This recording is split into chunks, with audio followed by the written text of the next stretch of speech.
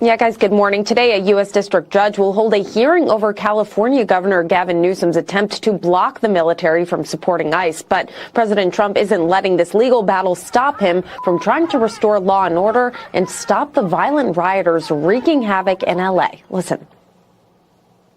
What we have is a situation in Los Angeles that was caused by gross incompetence. They didn't have the police to handle it. The police were asking us to come in. They were very late. We had to go in to save a lot of ICE officers, as you know, who were held up. They were holed up in a building, and they were being attacked. And the military went in, the National Guard went in and got them. We are going to have law and order in our country. And as other major cities like Seattle prepare for more protests, Defense Secretary Pete Hegseth says the military is ready to send in backup. You just potentially mobilize every guard everywhere and every service member everywhere. I mean, create the framework for that. The orders that have been issued, which are publicly available and known, relate to an ongoing situation in Los Angeles, which could expand to other places. This comes as the U.S. Northern Command says that Marines have completed their required training. They're now expected to hit the streets of L.A. within the next 48 hours. Now, the Marines are expected to complete the same mission as the National Guardsmen. My God, I actually pity those poor bastards we're going up against. My God, I do. We're not going to just meme those globalists. We're going to meme them till they cry and use their tears to grease the treads of our takes.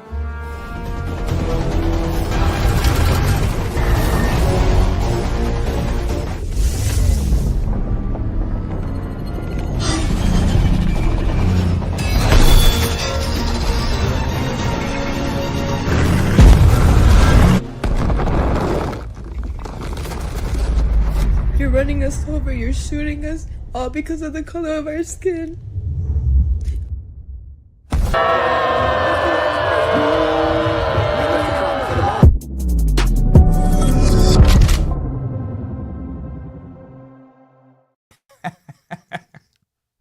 That was a movie.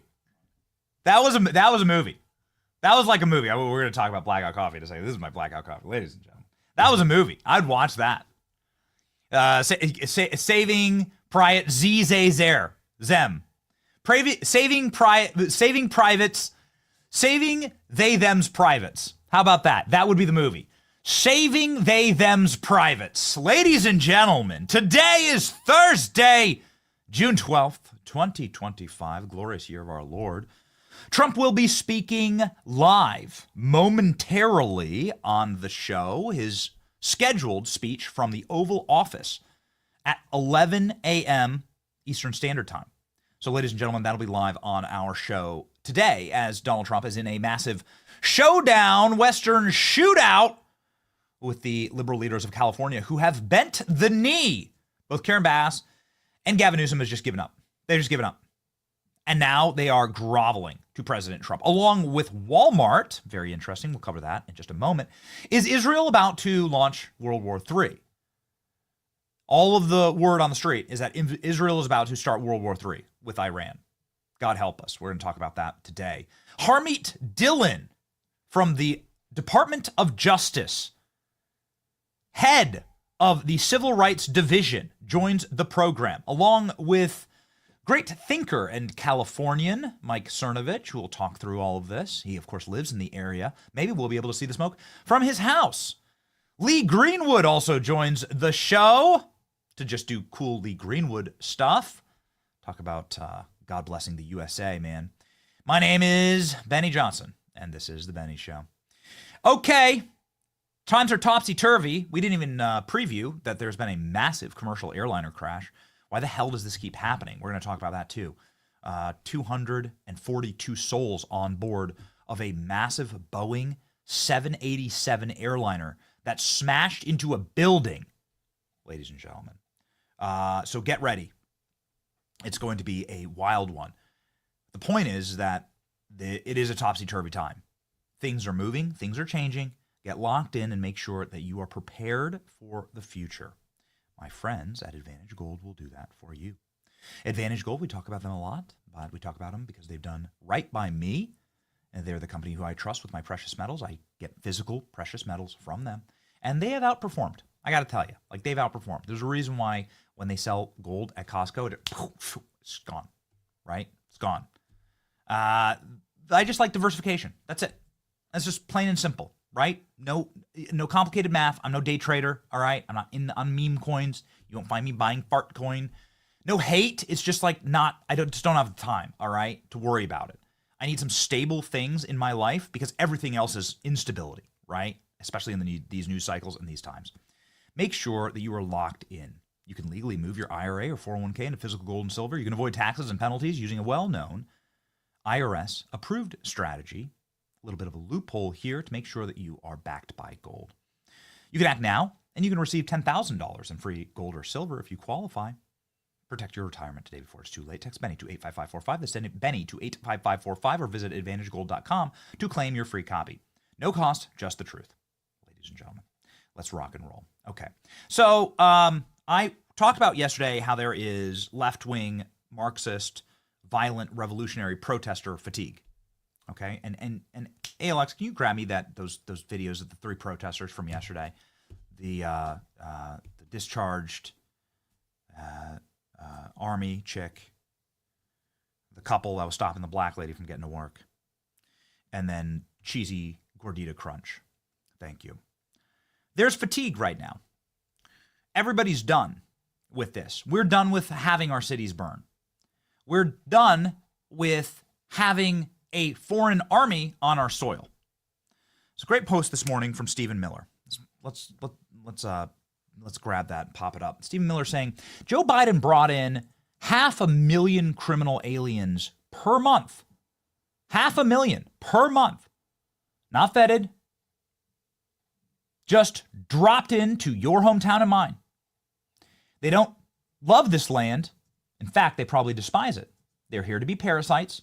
They're here to glean and suck the blood out of the bloodstream. They come here because we have goodies.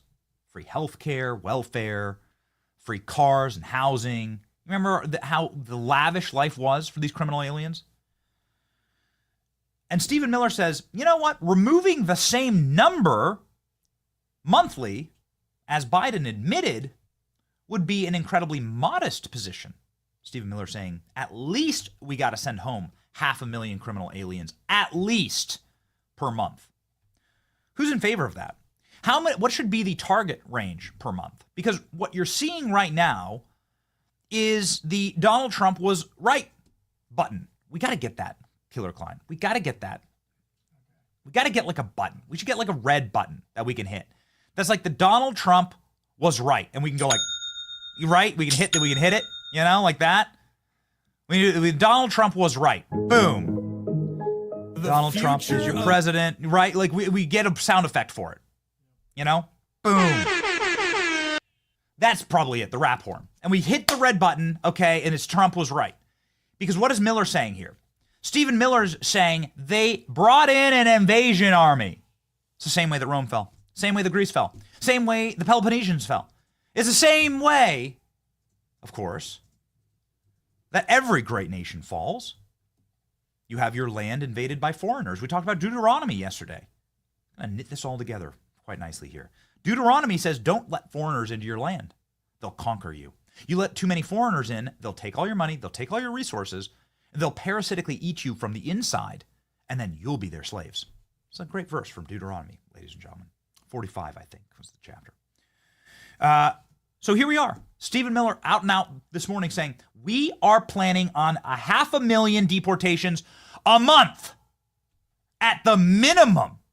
That should be our threshold, says Stephen Miller, who, according to the New York Times, his voice cracked as he ripped through ICE and Homeland Security in a scorched earth call, talking about how they need to ratchet up the deportations and do it now. Ladies and gentlemen, these are people who are set, will to power. You've never seen anything like it. For Republicans. Republicans are always just total cucks. And this is what this moment is. This moment, and if we could play some of the criminality, if we would play the foreign invader army footage, please. I just want to talk through this. What this is not like People are upset at George Floyd. People are upset at the police. They're upset at inequality. They're not upset at any of that. They hate America. This is not like we're doing our best to try and fix this broken system. No, it's like we're a foreign army that's here and you're trying to remove us, so we'll fight you in order to keep the ground we've conquered. It's a war. It's a literal war. And President Trump is calling in the Marines, the National Guard, our service members to defend America. That's the point, by the way. What's recruitment numbers going to look like for the Marines? When people start seeing like the real devil dogs like locking in to defend American cities from the aliens. It's always Marines versus aliens in LA. It's always there's like 10 movies where it's Marines versus aliens in LA. And here it is. It's called predictive programming. When you fly a foreign country's flag in this country, after coming here illegally from that country, parasitically sucking the blood out of our nation, burning our streets, cars, and businesses to the ground, attacking Americans, and then shrieking like demons when we try and send you back to the country whose flag you're waving, well, it just gives us all the extra pleasure to see it happen. And what you're seeing right now is a total and complete destruction of any last vestige of the Democrat Party pretending to care about not the working class, not blacks, not whites, not like poor people, just Americans, okay? So let's zoom out here. Democrats have always tried to like cobble together these little like influence groups, right, that we care about. It's just prima facie Americans. Do you care? Like the question at hand has now been zoomed out to: do you care about Americans or do you care about criminal aliens from the third world who are here because the Democrat Party flew them here, brought them here, flung open our doors, and allowed them to infest your city? And now look at what they've done. This is the bing. Trump was right. I'm going to try it. Bing. Trump said these are foreign invaders. They're foreign. It's a foreign army. ALX. Sorry, it's one more. I promise. Just one. Donald Trump, his first speech ever after minutes into declaring his candidacy for president in 2015, 10 long years ago, he said they're not sending their best. Trump was right. In the long arc of history, how many times have we had to hit this button, the Trump was right button? I want one of those like red buttons. Let me get like a nice red button that we can hit. President Trump warned us on his first minutes running for president that they're not sending their best. They're sending murderers, rapists. They're sending invaders. Let's grab that clip because I'd actually like to live in the nostalgia with that one. The point is that he's right again. And what they've done here is they've proven Trump right.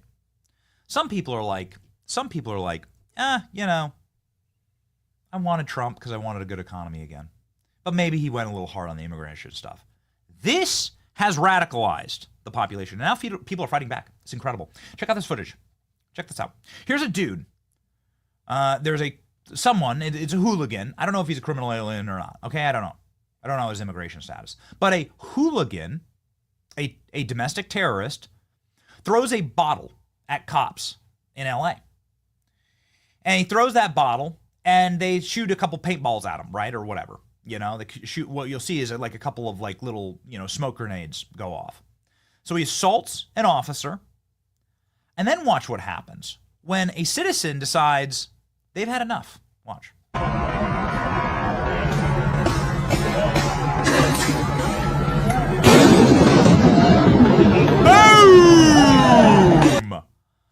Whoa!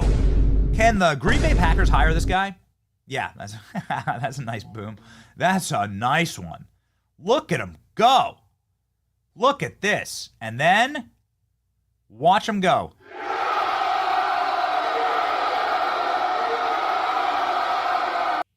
I'm sure the chat is melting down. Can we get love for this guy in the chat? Can we get some love for this man in the chat?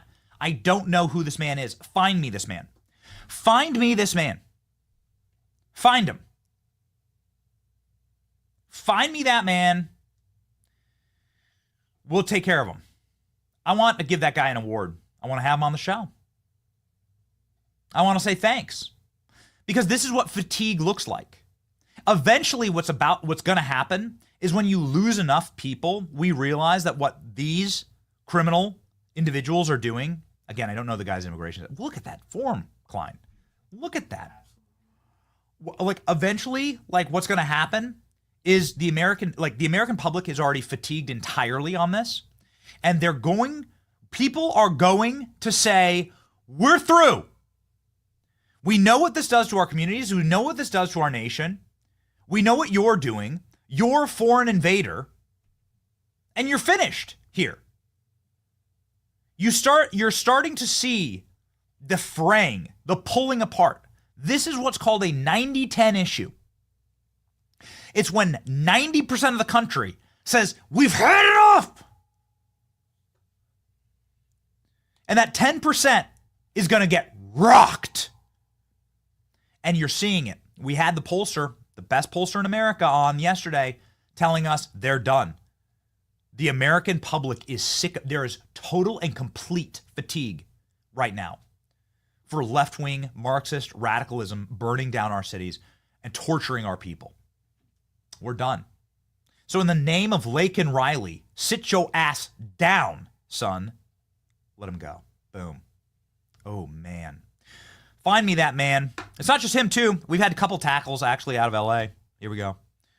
Ladies and gentlemen, check this dude out. Dude on a scooter went and assaulted cops, was throwing rocks at cops. And the dude on the scooter tried to go zipping through and got lowballed. Bam! Oh, yes. Oh, yeah, let him go. Boom! Thank you. Ladies and gentlemen. This is an AI. I think the AI, so what we did was we prompted AI. We said, AI, what does Donald Trump want to do to these Mexican flag waving protesters? This is the AI. Just reload it. Just reload the window, please. Yeah, the one that you have up. So what does Trump want to do here? What does Trump wish to do? Here we go. This is what AI gave us. What would Donald Trump do if given the chance to stand in the streets in these protests? AI. Sometimes AI really nails it. Really nails it. Well done, Jerry. Well done. Yeah. You know it's true. Yeah, you know it. And this is emblematic of all of America right now. It's just, we're done. Trump has been proven right. They were criminal invaders. This was true. He was right all along. Here's President Trump. In his earliest speech to America, his first speech ever as a presidential candidate. Look at this, Trump to Jeb Bush. This was the conversation at the time. His first speech ever as a presidential candidate, Donald Trump said this. When Mexico sends its people, they're not sending their best. They're not sending you. They're not sending you. They're sending people that have lots of problems, and they're bringing those problems with us. They're bringing drugs. They're bringing crime. Ladies and gentlemen, that was cut off unnecessarily early. That's all right, ladies and gentlemen. Uh-oh, there it is. There we go. But you get the point. You've all seen it.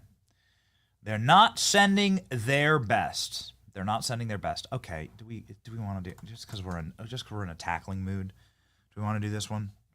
All right. Jerry has something special for all y'all. You know, if you're new here, you know that Jerry is our in-house meme maker, and he makes custom memes every single show. We're the only show in the world that has a custom meme every single show for you. We have nothing but love for you. And Jerry says, if you're going to do tackles, you can't miss this one. So ladies and gentlemen, a special treat from our in-house meme master, Here we go. Wearing number 1 for the Los Angeles traffic today is 9-year-old Tommy Douglas. Tommy has lived most of his life in the hospital after being born with a potato for a heart and will undergo a heart transplant surgery next weekend. He's about as big of a traffic fan as they come, so in partnership with the Grant-A-Wish Foundation, both teams have agreed to come together and have Tommy run the first play of the game. And he got the handoff, and there he goes. Made a little cutback move, and it looks like he's going to go all the way. Look at him go. Wow. This is really one of those heartwarming moments in sports where you just, oh! Oh, my God. That was just, that is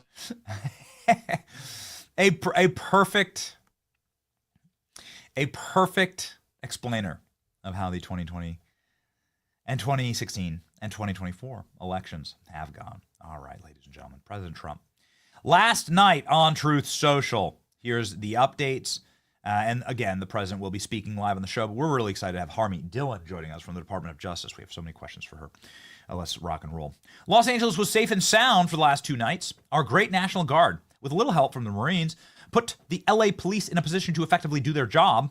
They worked well together, but without the military, Los Angeles would be a crime scene like we haven't seen in years. Governor Gavin Newsom has totally lost control of the situation. He should be saying thank you for saving his ass instead of trying to justify his mistakes and incompetence. And he did have incompetence.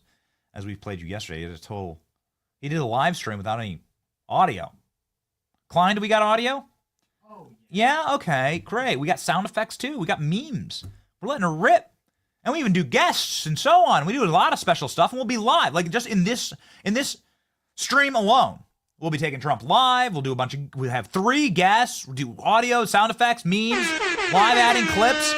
Gavin Newsom can't do a single pre-recorded message correctly. What a coward. This is, again, listen, live by the DEI by the DEI. President Trump at the Kennedy Center last night, he was going to Les Miserables with the stunning Melania Trump. You love to see it. They went to the opening of the Kennedy Center. They've done a lot of cleaning of the house there. And President Trump commenting about the riots last night. Let's go. To the ground, just like it was a number of months ago with the housing.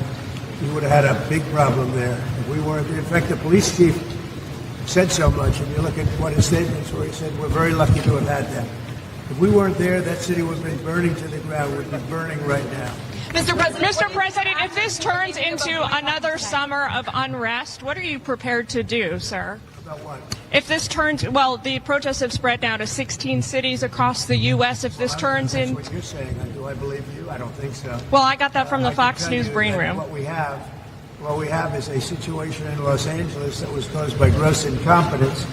They didn't have the police to handle it. The police were asking us to come in. They were very late. We had to go in to save a lot of ICE officers, as you know, who were held up. They were holed up in a building, and they were being attacked. And the military went in, the National Guard went in and got them. The police weren't able, unfortunately, to move fast enough, but we moved fast enough. And while we were there, we stayed there, and we stopped tremendous destruction and death. We stopped death. We stopped a lot. And if you look at them cutting up and breaking up the sidewalk and getting it and using it as a weapon, did you see that with the curb? Where they're breaking up the curb, nice curb, and they break it up with a hammer because they couldn't get the bricks in. You know, they got caught with the bricks. We have them under arrest.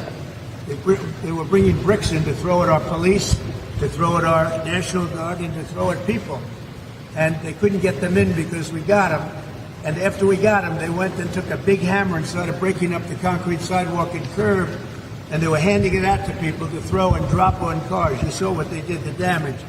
So if you don't do something about that, there's something very wrong. We are going to have law and order in our country. Are you prepared? Ladies and gentlemen, the question that we've had for quite a number of days is who the hell is funding all of this? How are these protesters getting leaf blowers and expensive gas masks? And how are bricks being dropped in these very special little locations where they can be thrown and hurled at cops? And that is, of course, what's happening here. Our military members' lives are at stake. It is a war. Make no mistake about it. It's not people protesting over the price of coffee or something that they don't like inside of the political ecosystem, little law. No, it's a war. It's an insurrection against the United States itself. It needs to be put down like a dog. Carolyn Leavitt yesterday making sure that the reporters in the White House press room knew their place. Carolyn Leavitt going completely and totally scorched earth on this, and it is utterly indefensible, the actions of these foreign insurrectionists. But boy, have you ever given the Trump administration plenty of landing room on this issue. Here we go. The president views himself as the president of the United States of America. This is a constitutional republic, and we want to see all of our citizens be proud of the country in which they are given the privilege and the blessing to live. And I think that those images of foreign flags being waved by illegal criminals and by violent rioters in the face of cars blowing up and of flames in the city. I have photos of that here to show you. With this violence and destruction that occurred, is an image that Governor Gavin Newsom owns. This is his city, and President Trump saw these images, and he said that is not going to be accepted or tolerated, and hence why he deployed the National Guard and United States Marines. Thanks so much, Caroline. The president warned that any protests on Saturday would be met with force. Can you clarify what kind of protest President Trump does support or find acceptable? The president absolutely supports peaceful protests. He supports the First Amendment. He supports the right of Americans to make their voices heard. He does not support violence of any kind. He does not support assaulting law enforcement officers who are simply trying to do their job. It's very clear for the president what he supports and what he does not. Unfortunately for Democrats, that line has not been made clear, and they've allowed this unrest and this violence to continue, and the president has had to step in. One question. So if there were peaceful protests on Saturday for the military parade, President Trump would allow that? Of course the president supports peaceful protests. What a stupid question. Raquel. Thank you so much, Caroline. What a stupid question. Ladies and gentlemen, in just a moment, we're going to be joined by the great Harmeet Dillon, who, of course, heads the Civil Rights Division at the Department of Justice. We have so many important questions to ask her. One of them is about Brandon Johnson. He's the mayor of Chicago. And he's actually, I believe, under investigation by the DOJ. Can't wait to talk about this, but I just have to get to this clip, very spicy clip, where he says that Donald Trump is a Confederate. This is what would happen if the Confederacy won, which is a fascinating thought experiment here in the way that, like, the left-wing hive mind, broke brain, the dual capacity to hold two thoughts in one, like, because actually what's truly happening in this country is a literal insurrection against the power of the United States of America, the power of our Constitution, our Bill of Rights, and so on. So which side is Brandon Johnson on? You really need to ask that question in the context of, well, the historic realities of the Civil War. Whose side is insurrecting against the American people, the American founding documents, against law and order, and against, most importantly, the will of the American people, right? Because we voted for this, got what I voted for, again, medal. I voted for mass deportations. We weren't subtle about this. They were holding up signs at the RNC, you might recall. Mass deportations now were the signs. And people voted for Donald Trump in a massive landslide. It's why I continue to have this map up here on the wall to show you what country you live in. A country that wants and demands these mass deportations. But it's Brandon Johnson's side that is insurrecting against the will of the American people. Here we go. They are absolutely terrified. And that's, look, I remember a few stand-ups ago when I talked about what terrorism looks like. This is it. There should be no question to what our country would look like had the Confederacy won. We're seeing it on full display. And all right, this is what would happen if the Confederacy won. Wow. What an important way to kick off our conversation with the great Harmeet Dillon, ladies and gentlemen. Harmeet Dillon is the Assistant Attorney General for Civil Rights at the U.S. Department of Justice. We're so honored to have her on our program live now.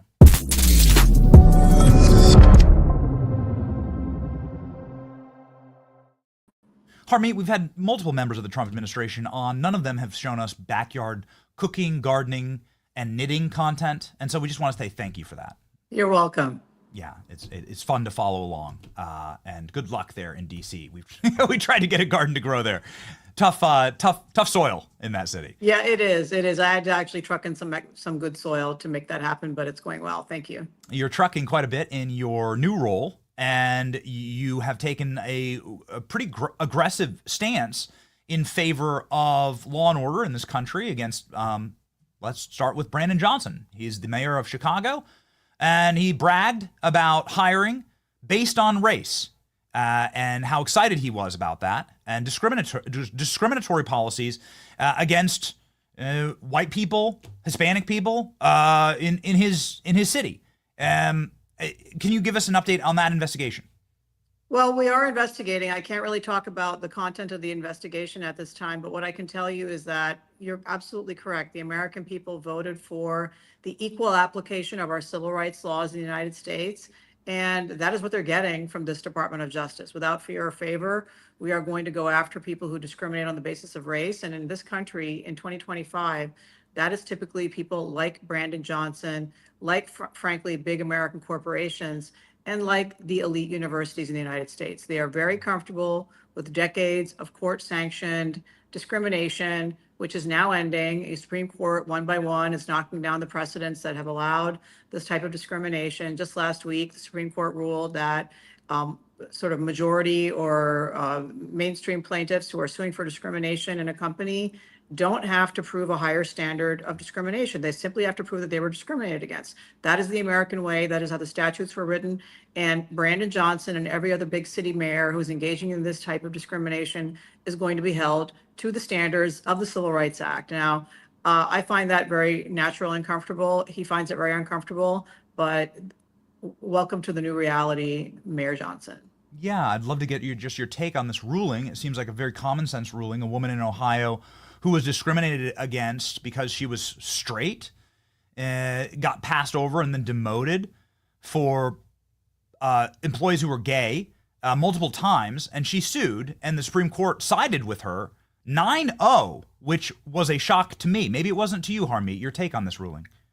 Well, look, there's probably some politics behind the scene, and the fact that one particular justice signed the opinion. And that's probably some maneuvering by the Supreme Court to show that it too can actually come out with widely popular rulings occasionally. That's been a bit of a failure at some points recently. But this ruling tracks exactly what the language of the Civil Rights Act says. It doesn't say that certain races or certain characteristics have a higher standard of proof than others. It simply says that it's illegal in America to discriminate on the basis of protected characteristics. And the Supreme Court has included those characteristics, has included sexual orientation of those characteristics. So that means both sides, if you will, have the right to equal opportunity, and you should not get a job or be denied a job on the basis of who you choose to sleep with. This seems very common sense to me, and I welcome that. And by the way, that's already how we were operating in the United States Department of Justice. It was already my ruling. I've already brought cases in California and other jurisdictions for majority plaintiffs who've been the victim of DEI policies, and we've won some of those cases. And so this is now going to be the new reality in America, and it is a great reality for all Americans. Yes. Okay, so let's talk about California real fast. So what's going on with some of these Mexican nationalist groups and some of these Hispanic supremacist groups that are openly advocating on the street that California belongs to Mexico, that Americans need to all leave California? We're hearing some unbelievably radical talk, and that's followed up, of course, by very violent action against our own American military, which prima facie seems like an open attack against America itself. Well, Benny, when I saw the scenes on Los Angeles of people waving these giant Mexican flags, I had PTSD because we saw the exact same scenes in San Jose, California, during one of President Trump's first rallies in California during the 2016 election cycle. The date was June 2nd. And out of nowhere, we don't typically see organically people waving these giant Mexican flags in California. And I call it riot in a box. Someone provided the rioters in that case with these giant flags and a whole playbook. And that playbook is playing out here. So this is not organic, what you're seeing here. We don't see these scenes in California on a rolling basis. Someone provided the flags, someone provided the accelerant, and someone provided those expensive face masks that deter facial recognition technology. And so this is a well-funded insurrection in the United States. It is not organic. It is not coming from, sort of nascent unrest in California, but it is divisive. It could be foreign funded. I don't know that. I'm confident that my friends in the FBI are aggressively tracing the sources of the money. Just this morning, less than an hour ago, my dear friend Bill Asaley posted on X that they arrested a agitator who was distributing these masks. These masks are expensive. So I am sure that the FBI is going to get to the bottom of all those communications with this criminal who tried to help these rioters and insurrectionists deter recognition. We are not going to be deterred by this. And between Pam Bondi, the president, and all the folks here at the DOJ, this is really job one, putting down this unrest in the United States and making sure that people feel safe again. Yes, even in beautiful California, California is worth saving and worth fighting for. And if anything, I think that these riots and the pallid, lame response from the governor is actually radicalizing everyday Californians against these sanctuary policies, which will be a great thing for America. Yeah, I mean, we started the show off by playing videos of Californians just getting sick of this. I think there's absolute and total fatigue against Marxist revolutionaries in this country. Totally agree. And I think even the citizens of California have had enough. Okay, so this is very interesting. We have the post up right here of the arrest. This is the gentleman who dropped off what had to have been tens of thousands of dollars worth of very expensive gas masks. And he drove a truck right into the protest and he started giving away gas masks so that people could agitate against the police. He looks like he's wearing some type of paramilitary a uniform here. And according to some of the research that I've seen, he's part of a Mexican nationalist group. He's part of a radicalized Mexican nationalist group that, of course, is calling for Mexico to just retake over California. Is this going to stand here? And more importantly, do you have any instinct as to how this is being funded? Look, there's several suspects for the funding. Like I said, what I saw on the streets there looked identical to what I saw in 2016, and we've seen it during BLM protests as well. This is opportunistic Marxism, bringing in every movement. That's why you see people wearing keffiyehs joining the fray. These are costumes. These are costumes. These are signaling for a media narrative, and I think the looting and so forth is incidental to that. It's opportunistic, but really the imagery we're seeing is planned and deliberate, and it is the divisiveness, I think, that is the goal here. It is the design of dividing and terrorizing Americans. And frankly, what is the most shameful and shocking about this is elected leaders in California, the governor, the mayor of Los Angeles, others, effectively saying that a condition of the ending the rioting is that we stop enforcing our borders in the United States, which, as you said, people voted for. I think your everyday American does not want looters and rioting in their neighborhoods. And so this is blackmail.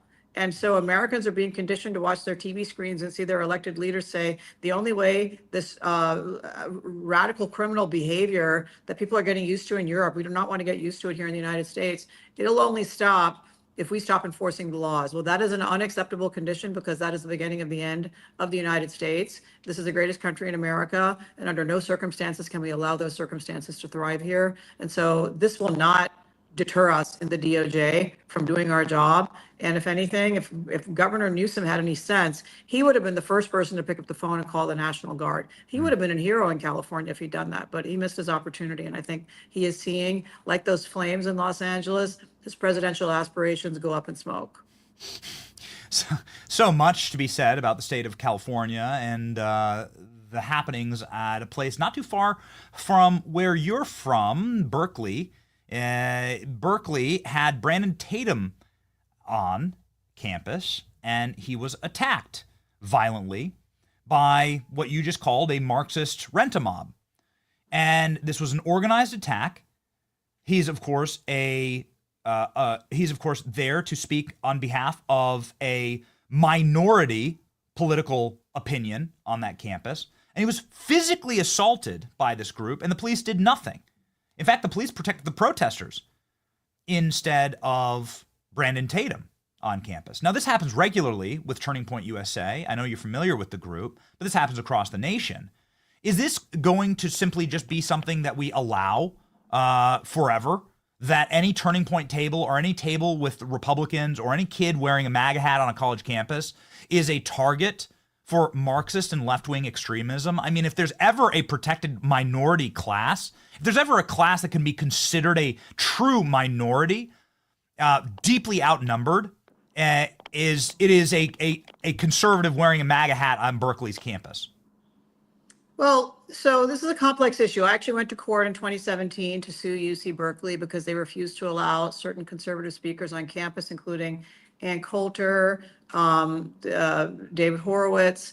You know, these folks were not allowed to speak on the campus at all. So we went to court, we sued them, and we won on behalf of the Berkeley College Republicans and Young America's Foundation that when there are applications to speak on the campus in an official capacity, Berkeley has to provide equal protection and not charge extra for security. This seems to be a slightly different kind of a event involving tabling, which is in a free space, sort of a free speech zone in on the campus. And so the different problem here is that it actually lies with the Department of Justice in a way, because for decades, the United States Department of Justice, liberal activists here in this building have gone after the police. They've joined hands with BLM movement and other movements before that to say that police are bad.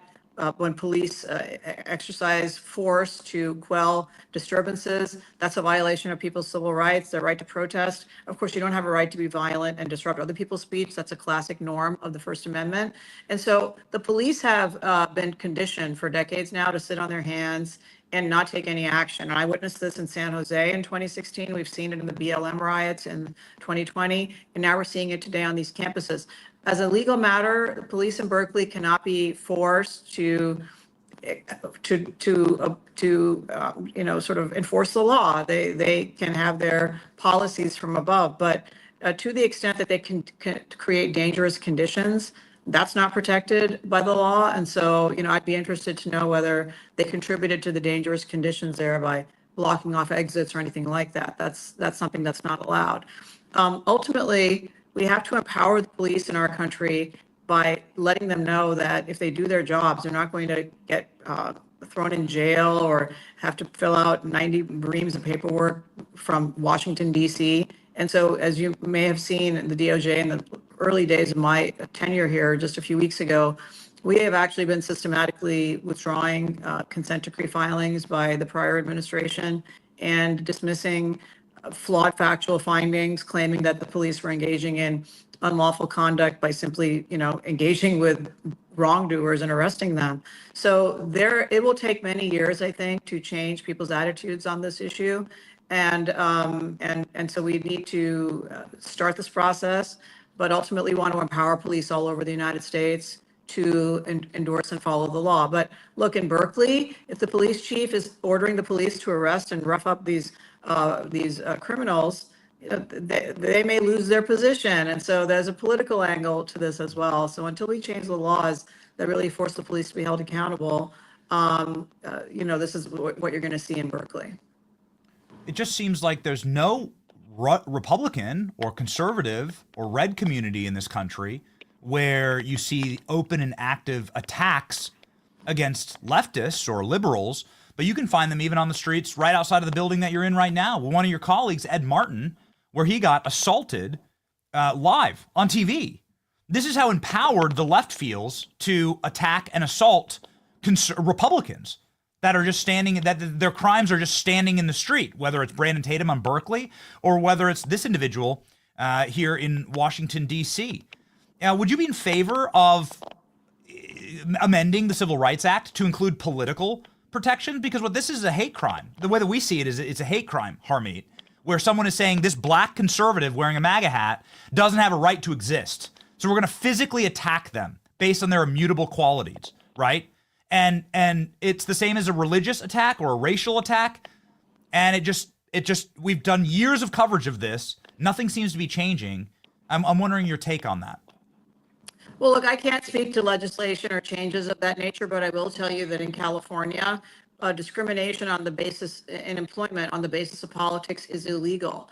And so that actually has been the basis of several lawsuits that I filed when I was a plaintiff's lawyer in California successfully. And so, that it's easy to expand that if legislatures want to do that, but that's not my purview, working for the executive branch right now. So I'll decline to take a position on that. But what I will say is that setting aside the hate aspect of it, spitting on people and attacking people, like the DOJ has been saying in recent days, if you spit, we hit.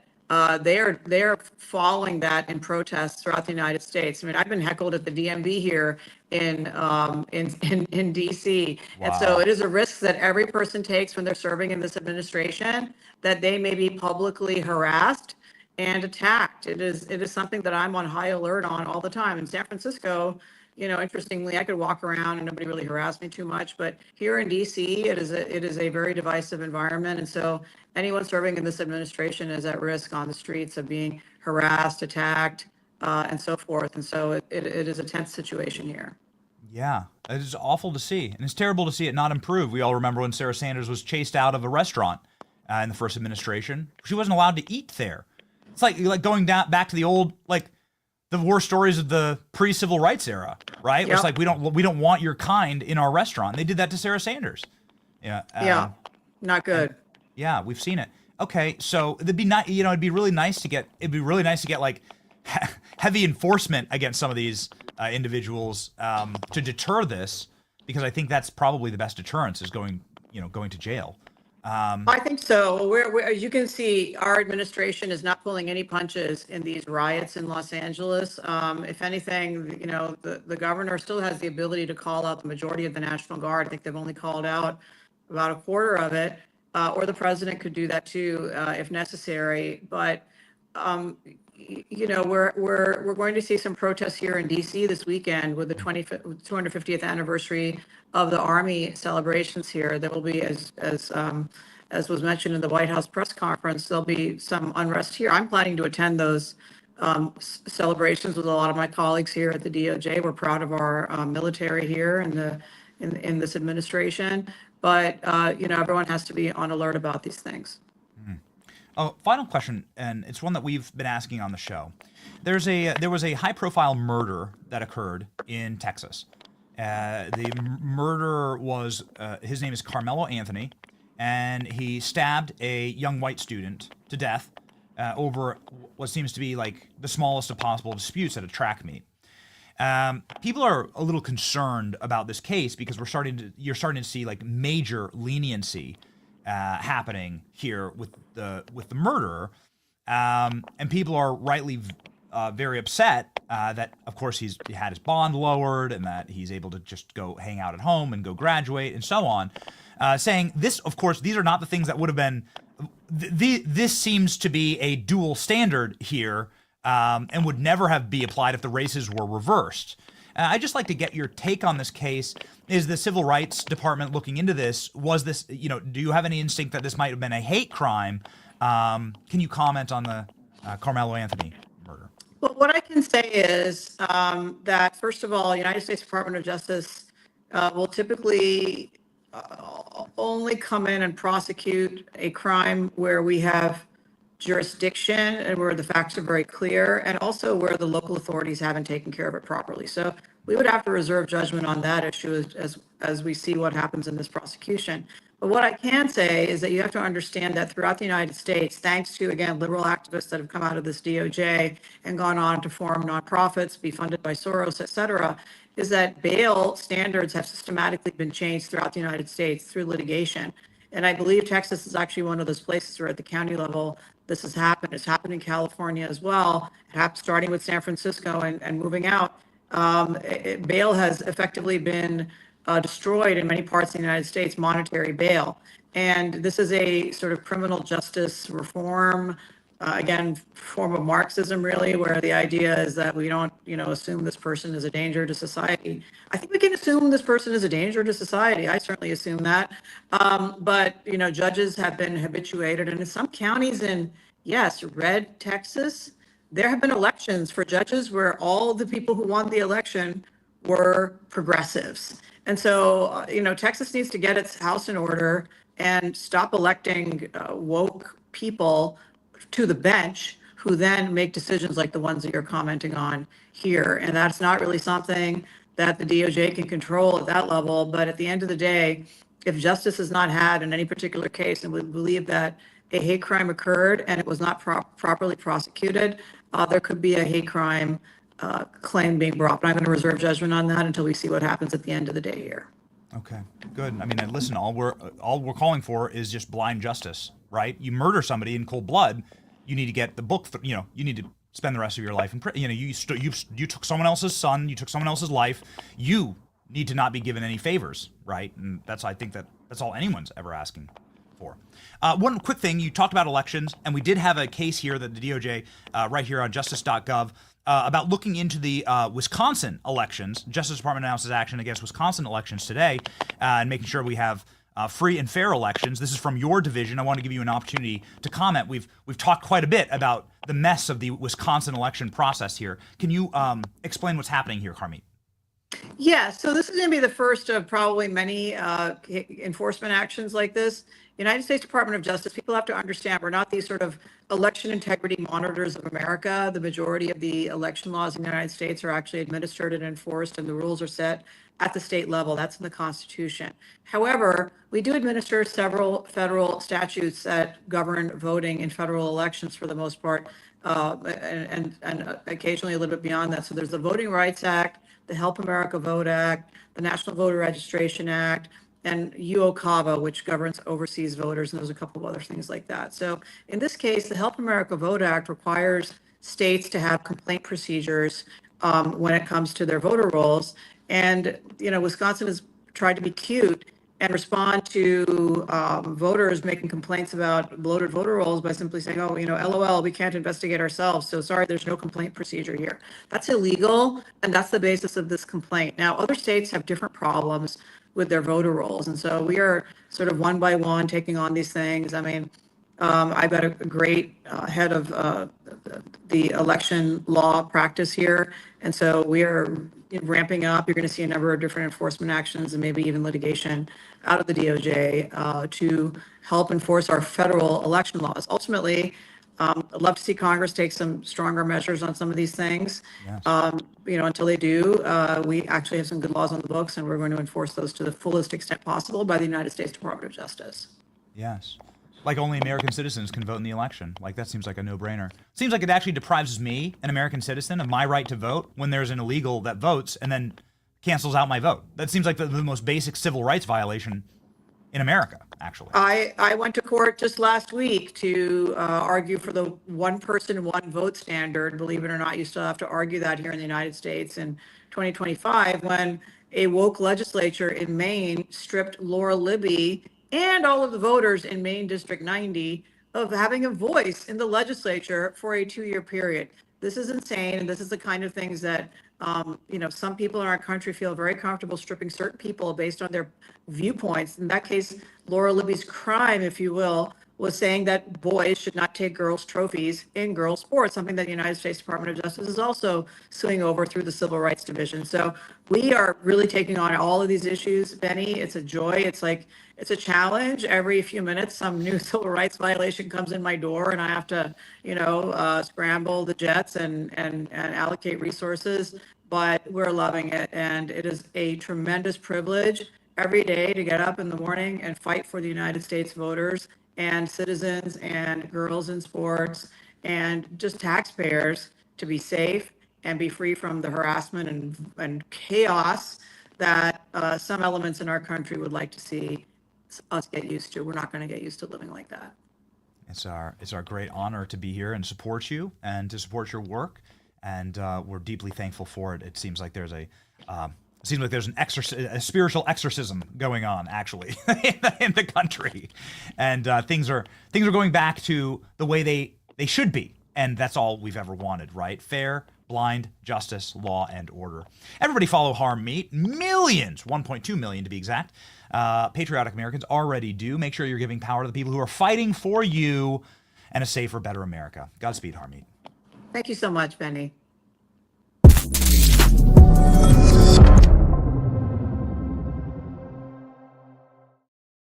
Ladies and gentlemen, always our great honor to have such a capacity to like go. I mean, it seems like bizarro world where we can go multiple times on this program. We've gone into the Department of Justice. We've been there as a speaker. We've never been there once. We've been there as a speaker. We've been there as an attendee at events like President Trump's speech at the DOJ. We were there speaking on stage with Steve Bannon about weaponization. And never once were we in handcuffs. Not once did we have to go into the Department of Justice while I was cuffed, which is a miracle. I mean, I thought it was a miracle. I went, wow, we're going to the Department of Justice like free, like on our own accord. Incredible. And then also we have these wonderful guests who join our program to describe the fight against darkness in Washington, D.C. It's very, very special. Ladies and gentlemen, getting our house in order in this nation, Harmeet Dillon is just one of those people, right, who's locked in and who's cleaning house and setting the tables right again. I thought that was particularly interesting that she said that there are, it's clearly this is an organized protest, and they're looking into who is funding all of this, who's funding the insurrection into this country. Such an important question, right? Yeah. None of this is natural. Get your house in order. Get your house in order. American Financing, ladies and gentlemen, is who I recommend if you are looking to ensure that you are out of debt and ready to rock here in the golden age. We're feeling it. Rising costs, eating away at everything. Gas, groceries, home repairs. If you're a homeowner, you probably thought, should I call American Financing to refinance my credit card debt? Well, the answer is yes. Don't second guess yourself. They have such an incredible team at American Financing. They can help you get out from those crushing interest rates of 25 and 35%, something that is and should be illegal. People are calling American Financing today because they're super easy to work with, and their customers are saving an average of $800 per month by unlocking the equity in their home, breaking free of credit card debt, which is at all-time highs. There's no upfront fees, no pressure, it costs you nothing. To see what you can save every single month, call American Financing today at 888-528-1219. That's 888-528-1219. AmericanFinancing.net/Benny. All right.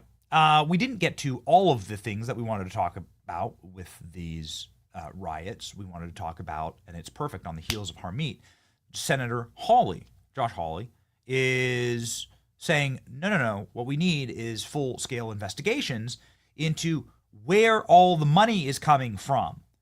Because if you're funding an insurrection that's harming American troops, soldiers, cops, burning great American cities to the ground, well, once great American cities, you can go look at like footage from LA in the 1950s, 1960s. It's like paradise on earth. How quickly everything gets destroyed under Marxism. Let's go find out who's doing it. And let's prosecute them. You know, if you cut the money off, then you fix the problem by and large. Here we go. Senator Tulsi Gabbard just said that these riots in LA and all over the country are orchestrated. Can you tell us anything about that? Yeah, I think that's absolutely right, Jesse. These aren't spontaneous at all. They're about as authentic as AstroTurf. They are bought and paid for flash mobs. And I want to know who's doing the buying and the paying. That's why today I've launched an investigation. I've sent multiple investigative demands today to various groups out on social media claiming they are paying for this. They are organizing it. They are financing it. We've all seen the videos of vans driving up, handing out gas masks right before somebody blows up a car. It's time we found out, where's the money coming from? Who's really behind this? I think the American people deserve answers. Well, you know, there's a dude who's been arrested. Here's a photo of him right here. Breaking exclusive. The driver who went viral dropping off bionic shield face masks, which are very expensive, by the way. They're like $80 to $100 a pop. This dude drove an entire truck full of them. So let's just round it up, right? With sales tax. So you got $100 per mask. Drop off 10, that's $1,000. You're spending then, if you're dropping off hundreds, then you're spending tens of thousands of dollars, potentially hundreds of thousands, because who knows if he was the only truck. I mean, if they're dropping it off in one location, how many other locations are there? Who's dropping off the bricks? Who's dropping off those giant pallets of bricks and cinder blocks that sit there in the middle of the road for them to throw at the cop cars? So you're doing tens of thousands. So this individual is spending maybe hundreds of thousands of dollars on bionic masks to just give to people? Oh, no. That's not how it works. I mean, unless this guy's a multimillionaire. That's not pocket change for anyone. He had hundreds of them. Tens of thousands, if not hundreds of thousands of dollars in face masks given to a bunch of Gorlock libs goleming and gooning throughout the streets of LA. Here's a good example of what a bionic face shield looks like. This was caught on camera. Again, very expensive item there, about $100 each. You can see on camera here a dude that you can see him pulling up in the truck and then dropping off all of his masks. He's got a black truck and he's just handing out. He's got a black truck and he's handing them out. So all the protesters are running over, grabbing box after box after box. Here. There we go. Who's paying for that exactly? He really dipped into his pocket out of the goodness of his heart and went and paid for hundreds, if not thousands of these masks. This is just what we have on footage. No, dude. There's nothing natural about this at all. At all. ALX, I want to do the Assault That Lib with Nicole Wallace. And my question to you is, do we have the hilarious video from yesterday? Can we play it from yesterday of ICE hunting down the criminal aliens? Because it's awesome. It went viral on our pages. And the amazing Ashley put it up. Yeah, the TikTok. Do we have that? And if we have that, I want to play it because I want to do massive shout out to our boys. Because we got these boys, okay, who are up in the White House digital and social teams. And they're making some incredible content. Just incredible content. Let's just pop it up. Send in the asset, please. I want to play it because this is Nicole Wallace. We are going to play Nicole Wallace melting down over this. It's an amazing video. It's about hunting down criminal aliens, catching them, and deporting them. Oh, it's just a beautiful thing. Here we go.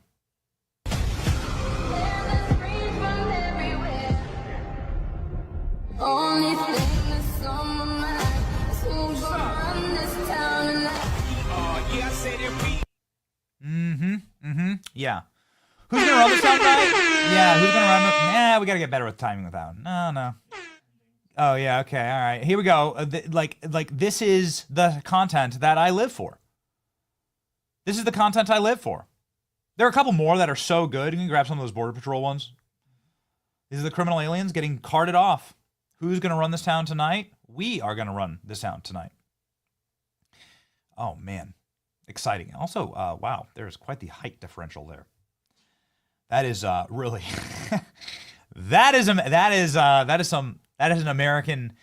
a pure American beef diet right there. Yeah. Versus churros diet. Good for you. Okay, here we go. This is the cartel party next door. And let us know, we'll bring ICE. This is when they busted the cartel nightclub and then deported everybody. Amazing. Ladies and gentlemen, we're witnessing amazing times. This is the Homeland Security meme that went viral yesterday. Help your country and yourself. Report all foreign invaders. Call ICE. Going back, rewind it back into the good old days. Look at that. Nicole Wallace is our Salt That Lib of the day. She is very salty. Please get out your salt shakers. If you're new here, then what we do is we flood the comments with salt. The reason we do that is because we salt our libs on this program. We're so nice. When the libs are crying, screaming, shrieking, they need salt, extra sodium, because they're crying all their tears. And so that's how polite we are. That's how nice we actually are on this show. So ladies and gentlemen, please help us salt Nicole Wallace, the lib, crying about all the memes.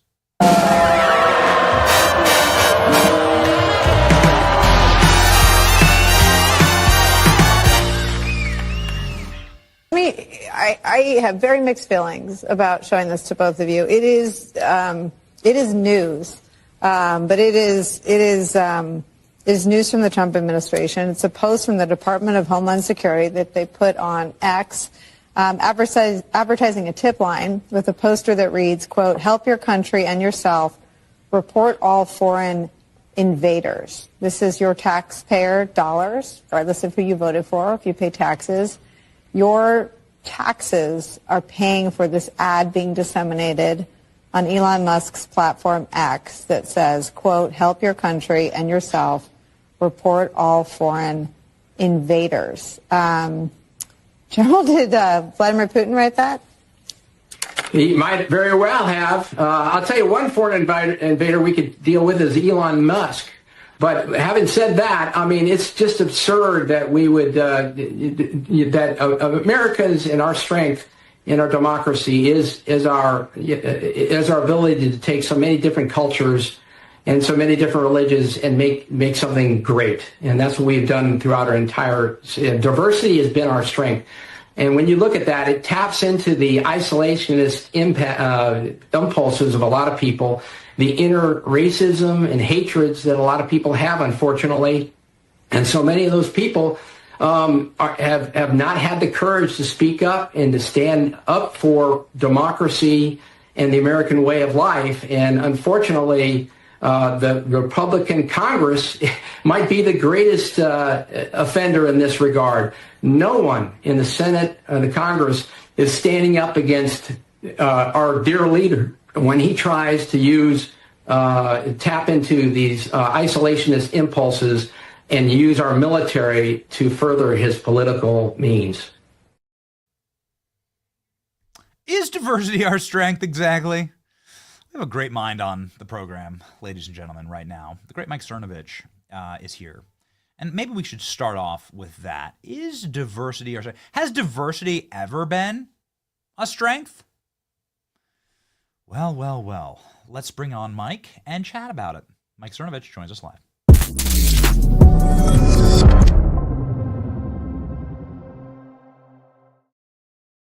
Mike, if you were running like a business or sports team or commanding an army or running a nation, has diversity ever been the strength of any of those businesses?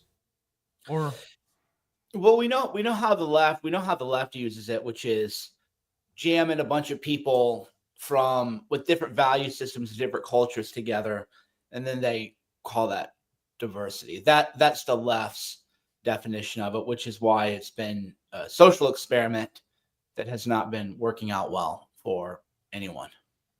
I don't know if you can see the flames or the fires from the beautiful part of California that you live in, but not too far down the road in LA, the city has been torched. I would say torched to the ground, but there wasn't much left there in the first place. We were just in LA and went through Skid Row and downtown LA. I mean, the entire place, even pre these riots, were like a boarded up sort of post-apocalyptic, disaster. What do you make of these riots? Was this inevitable eventually in California? Well, we had them actually. What got me involved in media to a degree that a lot of people don't even know. This might have been even before you, but I went to a Trump rally in Santa Ana, and something very similar to this broke out outside of Santa Ana. I had videos and everything.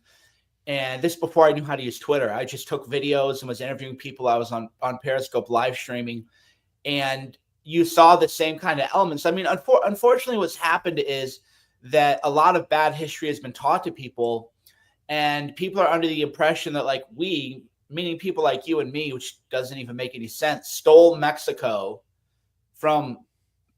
California from Mexico. Just there's so many things wrong, but they've been completely indoctrinated into it where when you look at the real history, Spain had California for a while, and then Mexico became Mexico and was released from Spain, Spanish colonialism.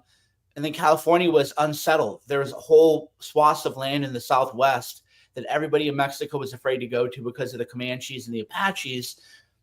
So then there was a war, and the I can't say my people because my people came over in like 1911, and the original settlers who had won the Civil War, General Sherman, went through and wiped everything out, which is why I always think it's funny that the left hasn't, they skipped history after the Civil War because like, yeah, base General Sherman, we love General Sherman.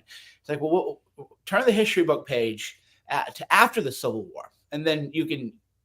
He obviously did great things after the Civil War, but they don't know that. So what we have now are a war of cultures, which could be a hot war at any time, where people think, well, you stole our land, and therefore we're allowed to use force to take the land back.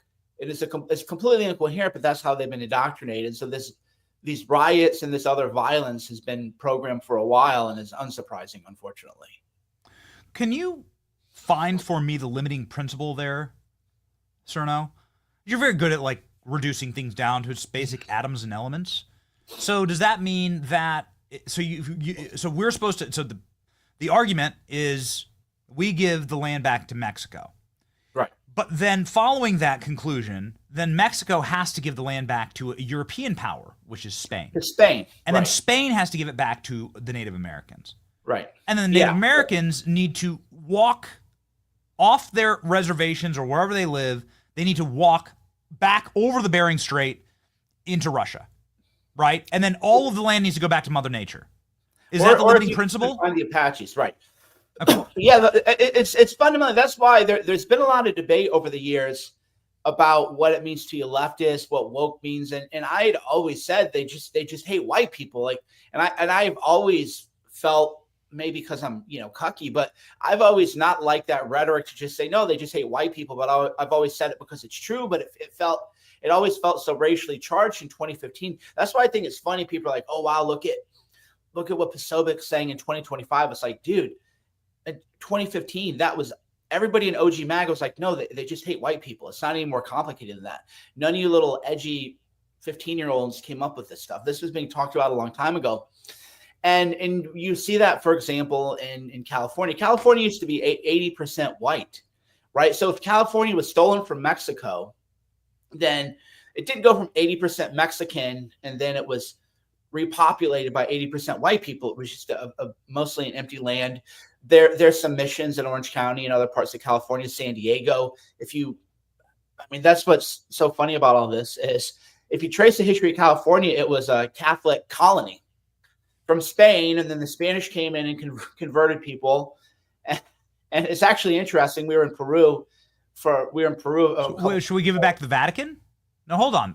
So really, are they arguing to give it back to the Vatican? So the Vatican should control California? I might actually be down with that. I'm not sure. I don't know. Right, and that's why when you do any kind of Socratic interrogation, you realize there's no philosophical principles at work. It's just they just hate white people. They want white people to leave, but then when white people do leave, then they call that white flight, and then they say all the racist white people are leaving. But wait a minute.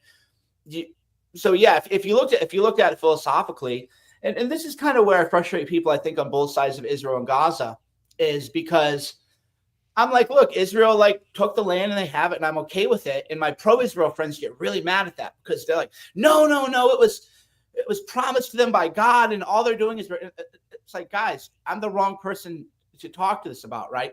And then I have people on the Gaza side saying, well, how you're so cruel, people just can't take land. I don't know, how do you think we all ended up there, right? So I have a pretty coherent, even if people don't like it, I have a pretty coherent view on Israel-Gaza, on the Spanish-American War, on the Mexican-American War, and people take your land. And even right now, the land in Britain, the West, and even in America, our land is being taken. Our country is being taken from us, and it's a unilateral situation where people can get violent in LA. But if Kyle Rittenhouse or somebody showed up, you think LAPD would follow a stand-down order? So it's a unilateral disarmament. It's actually a very disgusting and evil form of ethnic cleansing happening to Americans right now in their own countries and in our own countries, because under my worldview, I would just say, okay, let's just have it out. Let's just have it out. You guys want to get wild in the streets? That's fine. let's just all get wild in the streets and let's just see what happens, right? But that could never happen, because then that would also show who deserves the land and who could actually take the land and keep the land. So it's like, we've often like talked about this on the program, that South Africa is the model. I mean, the model would be, that's how you culturally eradicate, a people who settled a place and built a place, and that is actually happening here in real time. It was amazing yesterday. We talk a lot about Minneapolis, Minnesota, and how it's just not Minneapolis anymore, because you brought Somalia to Minneapolis, you turned it into Somalia. Like the place isn't the place isn't the culture. It's not the rocks and the sticks. It's the people. And you bring all the people, and you bring the language, and you bring the culture, and you bring the histories and the traditions. They travel with the people. And so what you've done is you've turned Minneapolis into Somalia. And we saw yesterday, of course, the high school shooting, the two Somali young boys that were were planning on shooting up their entire graduation. They got charged yesterday. And it's like, you import the third world, you'll become the third world. Like, this isn't hard math. Well, and where we lost the plot as a country is because, and that's why I've never ridden a big high horse on. That's what's unfortunate about how the left has radicalized people in a lot of ways. I never rode a high horse on immigration, because I always thought, well, I had one set of grandparents come over from England and Ireland in 1911. Another set came over from Serbia. Who am I to ride some big high horse about immigration, right?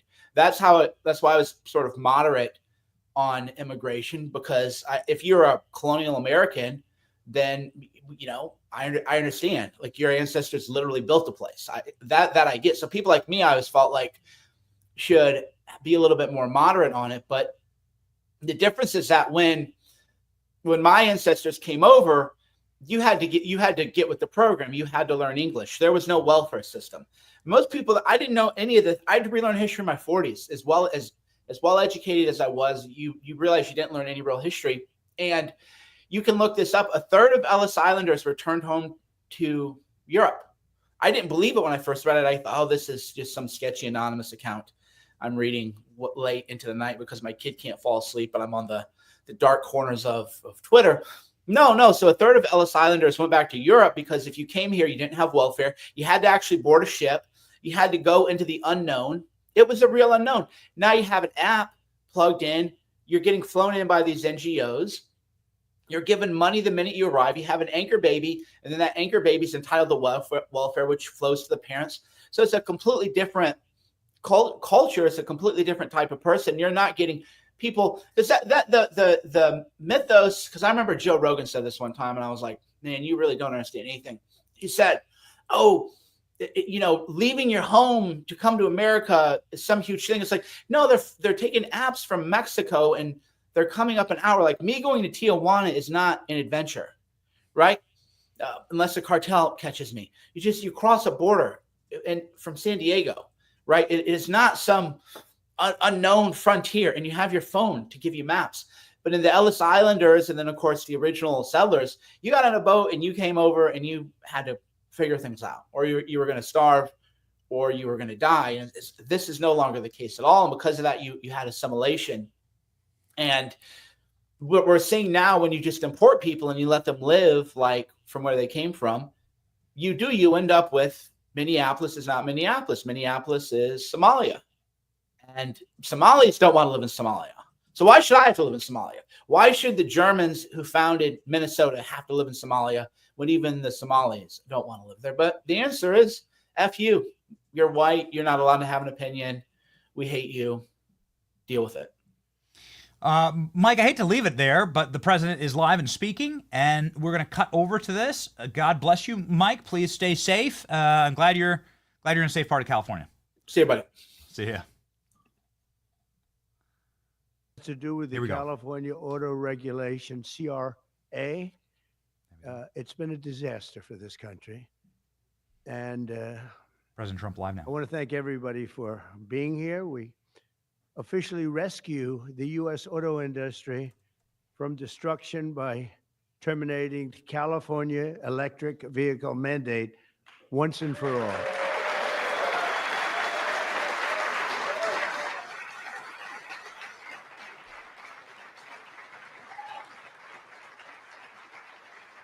Thank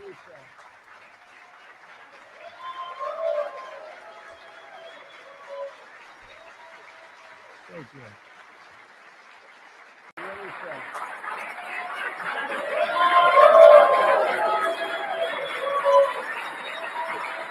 Thank you.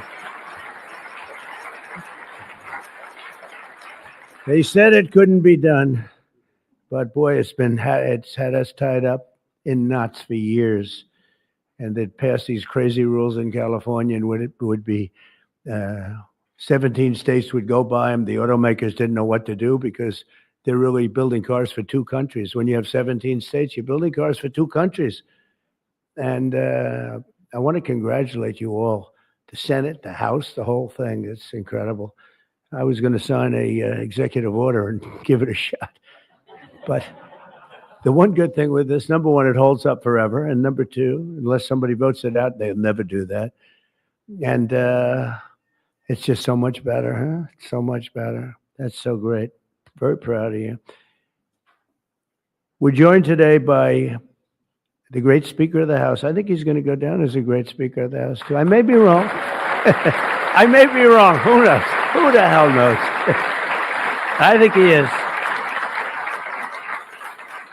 And he's doing something. The only thing I would say is more important than this one. And I'll tell you what, it's almost close. That's how big this is today. But the great, big, beautiful, I added the word great, I used the word. The great, big, beautiful bill. It's going to be one of the most, I said it this morning to a group, I think it's one of the most important pieces of legislation ever signed, ever approved. So it's going to be something very special. Thank you very much. Speaker of the House, Mike Johnson, thank you. Secretary Sean Duffy. And they had a problem in India today, and you're on that. Sean's doing a tremendous job. Secretary Chris Wright, everybody said you'd never be able to get him. He's the most talented man, they say, in the oil and gas industry. I'll let you know in about 2 years if that's true.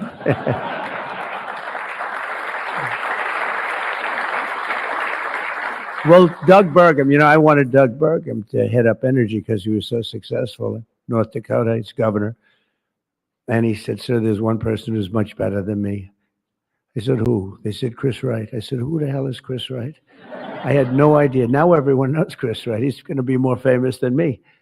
But he said, there's a guy named Chris Wright. And if we could get him, he'd be better than I am, sir. And if you know Doug, Doug's not here, is he? If you knew Doug, he's always working someplace. But if you knew Doug, you'd know that he doesn't say that often. And he did. And Chris, you're doing great. But I don't like the oil prices have gone up just a little bit over the last few days. I was going to call it, just really start screaming at you.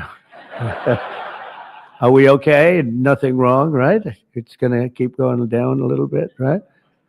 Because we have inflation under control perfectly. You probably saw the records. Everyone's on television saying, what's going on here? Trump has proven to be right. All of these things. We've taken in $88 billion in tariffs in 2 months. $88 billion with no inflation. And if we're smart, there won't be. Now, we'd like to get this guy to lower interest rates because, if he doesn't, we have to pay. We have a lot of short-term debt. Obama gave it to us originally, and Biden carried it on. They like short-term. I like long-term cheap debt. But a lot of the debt comes through because Biden, he didn't do it. I'm sure he didn't know anything about it. But somebody approved short-term debt. It's all over the place. And it comes due starting very soon. And if we would lower the interest rates by 1 point, we'd pay about 1 point less. That's $300 billion a year. Can you believe it? 1 point. If he'd lower it by 2 points, we'd pay $600 billion a year less. That's for years, 10 years, 12 years, whatever we make it. But we can't get this guy to do it. And the fake news is saying, if you fired him, it would be so bad. It would be so bad. I don't know why it would be so bad, but I'm not going to fire him. I just want him to, we call him Too Late, right? Too Late is his nickname, like Too Tall Jones. He was too tall, T-O-O. And I just say this because we want to get rid of inflation, and we have. But we're going to be paying more for debt. And all he has to do is lower it. Europe's done 10 lowerings. We've done none. And nobody understands it. Actually, today when the numbers came out, they were so good. You saw yesterday's numbers, incredible. No inflation. Today's numbers.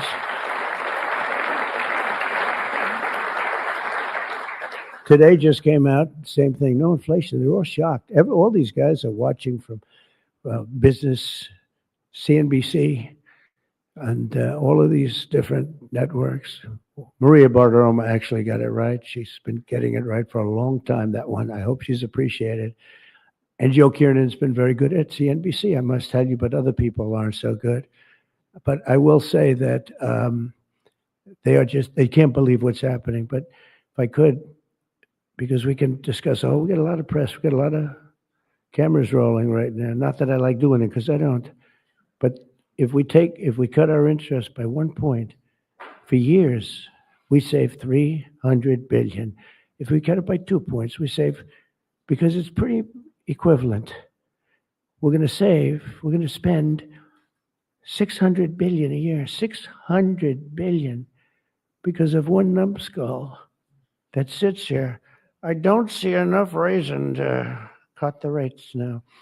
And the problem he's got is that, and I explained to him, look, if inflation went up, cut your rates now.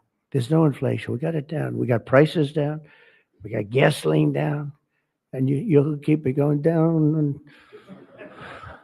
But gasoline's down. We drill, it's drill, baby, drill. That's why it's going down. But all that. But think of it. I said to him, he was in my office a couple of days ago.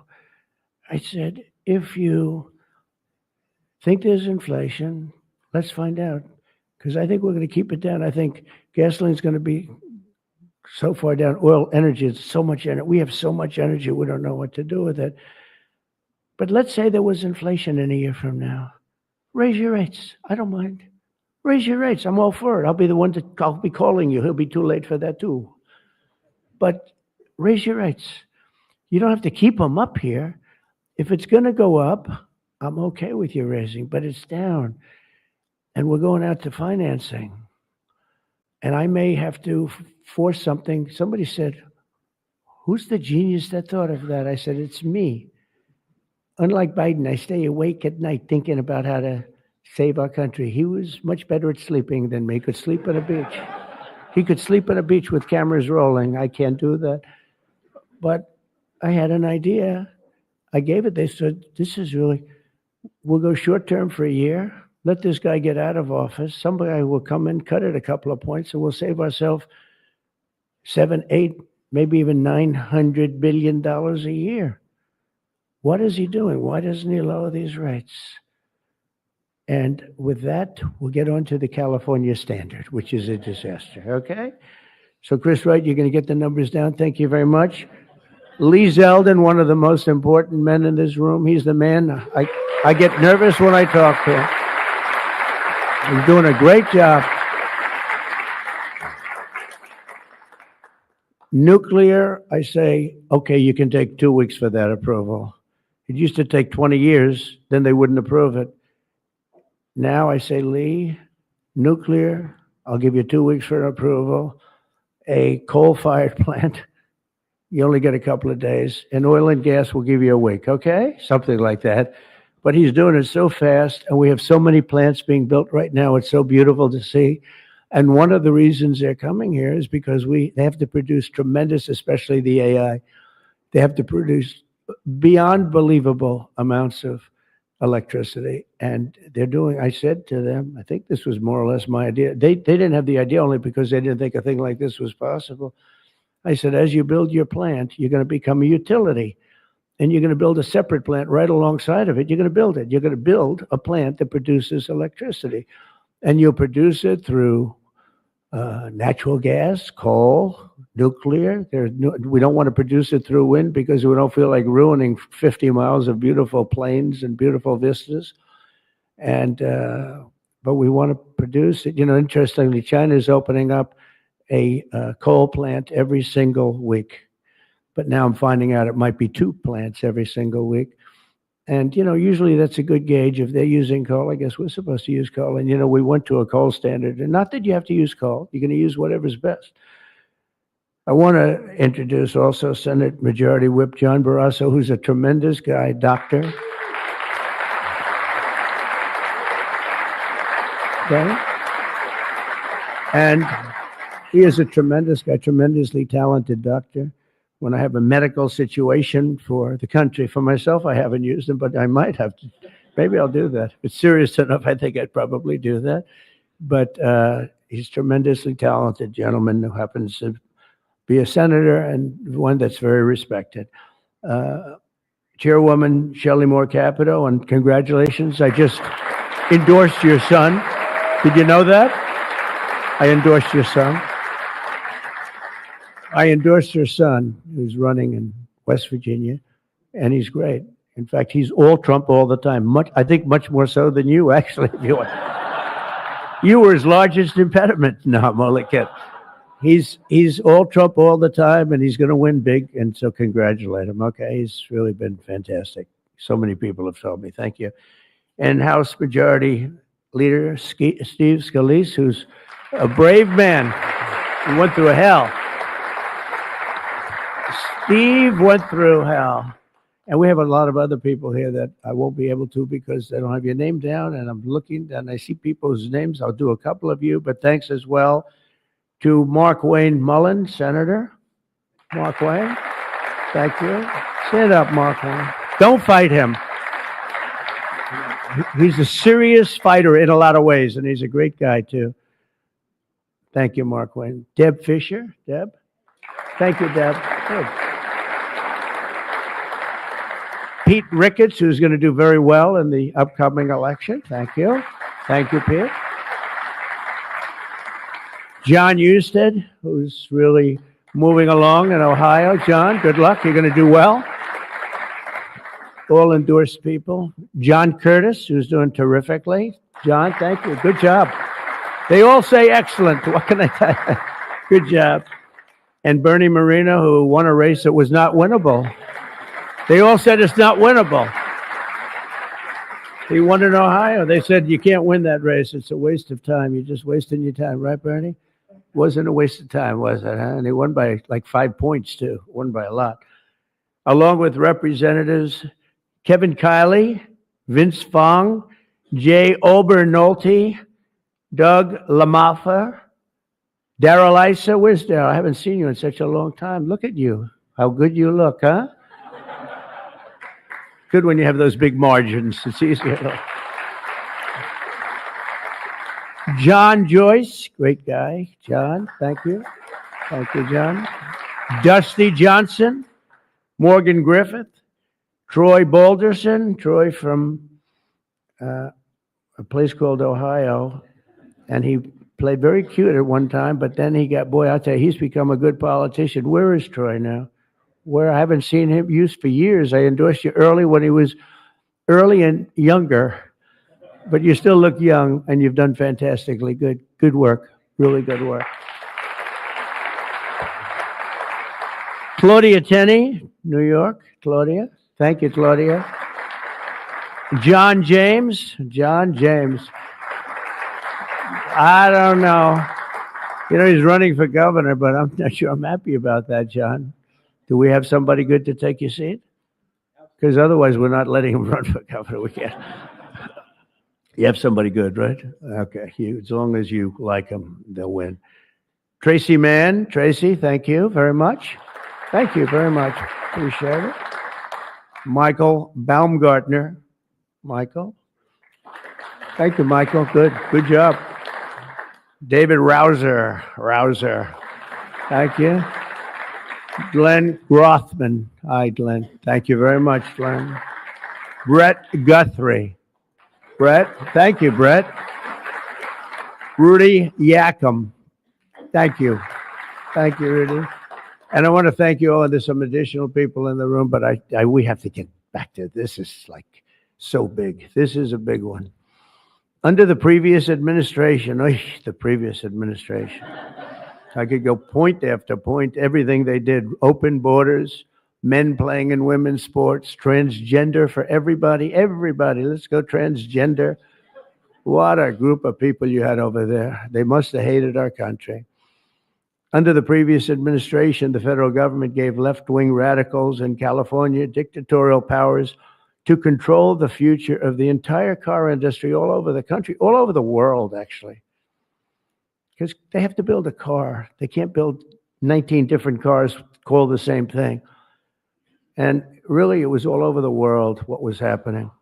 They approved Governor Gavin Newsom's ridiculous plan to impose a 100% ban on all new gas-powered cars within a very short period of time. Think of this. You couldn't buy any other car except an electric-powered car. And in California, they have blackouts and brownouts. They don't have enough electricity right now to do the job. And countrywide, you'd have to spend $4 trillion to build the firing plants, to be able to, they call them a lot of things, charging plants, firing plants. $4 trillion you'd have to spend. In the Midwest, they built 9 of them. 9 individual, it's like a pump, just like a pump, except instead of gas, electricity comes out. They built 8 of them. $9 billion they spent for 8 little hoses, $9 billion. Now, I'm sure they could have done it for about, 1/1000th of that, but even if they did, it's unaffordable. They approved Governor Gavin's ridiculous, it's so ridiculous. By the way, if I didn't bring the military in, Los Angeles would be burning down right now. It'd be burning just like his damn houses burned down because he didn't have the water that he should have had. He had so much water. They have so much water. We had to send in the military to free up the water. And we did that right after the fires. We told them to do it in the first term. But just like that ridiculous plan, this is a plan to ban, think of it, a plan to ban 100, and they call it the 100% ban on all new gas-powered cars and abolish 75% of the gas-powered trucks. 75%. The trucking industry saw me. They said, sir, it doesn't work. Number one, the trucks are so heavy. They're 2.5 times heavier than a diesel-powered truck. So one of the big truckers owns 28,000 trucks, big company, tremendous company. He said, I go out of business immediately. I'm not going to play games. He said, did you explain these things to the government officials? Like the truck weighs 2.5 times more than a regular truck, a gasoline-powered diesel. And he said, based on that, we have to rebuild every bridge in the United States of America because it wasn't designed to hold cars and trucks that heavy because the batteries are very heavy. They're, probably lead.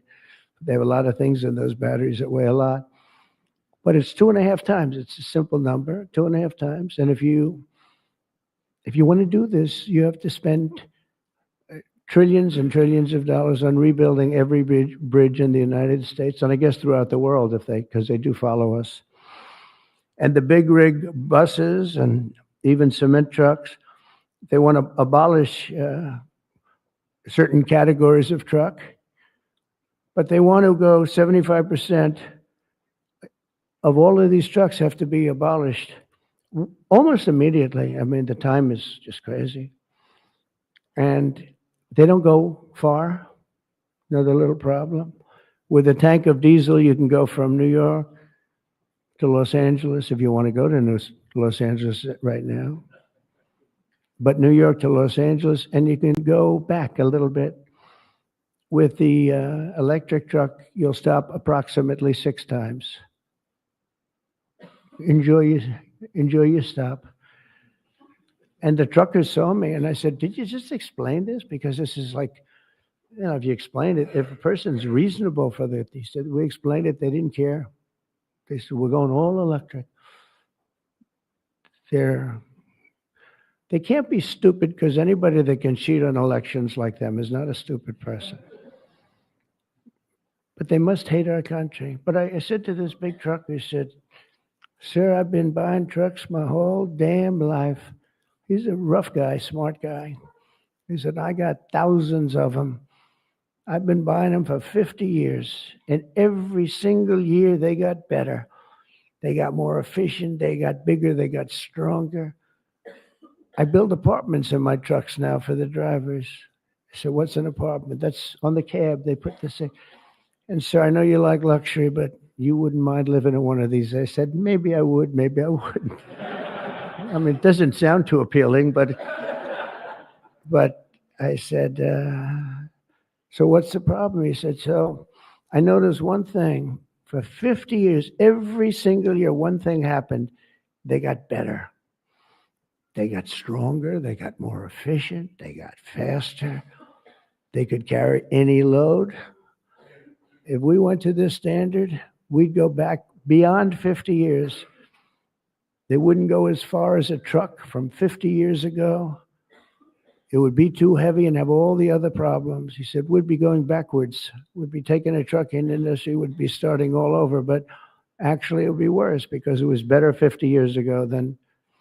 So I said, what are you going to do if I don't win this election? This was before the election. He said, you don't win the election, I'm going to close up my business because I'm not going to lose he said, I'm not going to lose my ass. I know exactly what's going to happen. It's going to be a catastrophe. It's the craziest thing I've ever heard. They're making you buy stuff that doesn't work. It's no good. It doesn't work. And I'm all for electric. If you want to buy electric, you can buy electric. Cars are great. If you buy the right ones, cars are great. And you should be given the option, buy the electric car, buy a gasoline-powered car, buy a hybrid.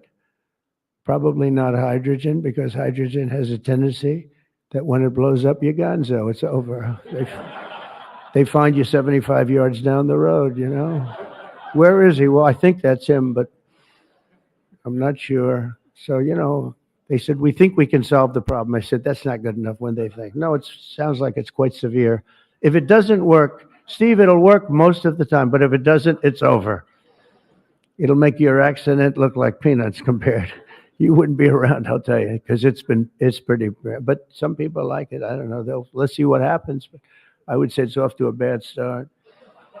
But because of the size of California's population and the fact that 17 other states follow California, that's the problem.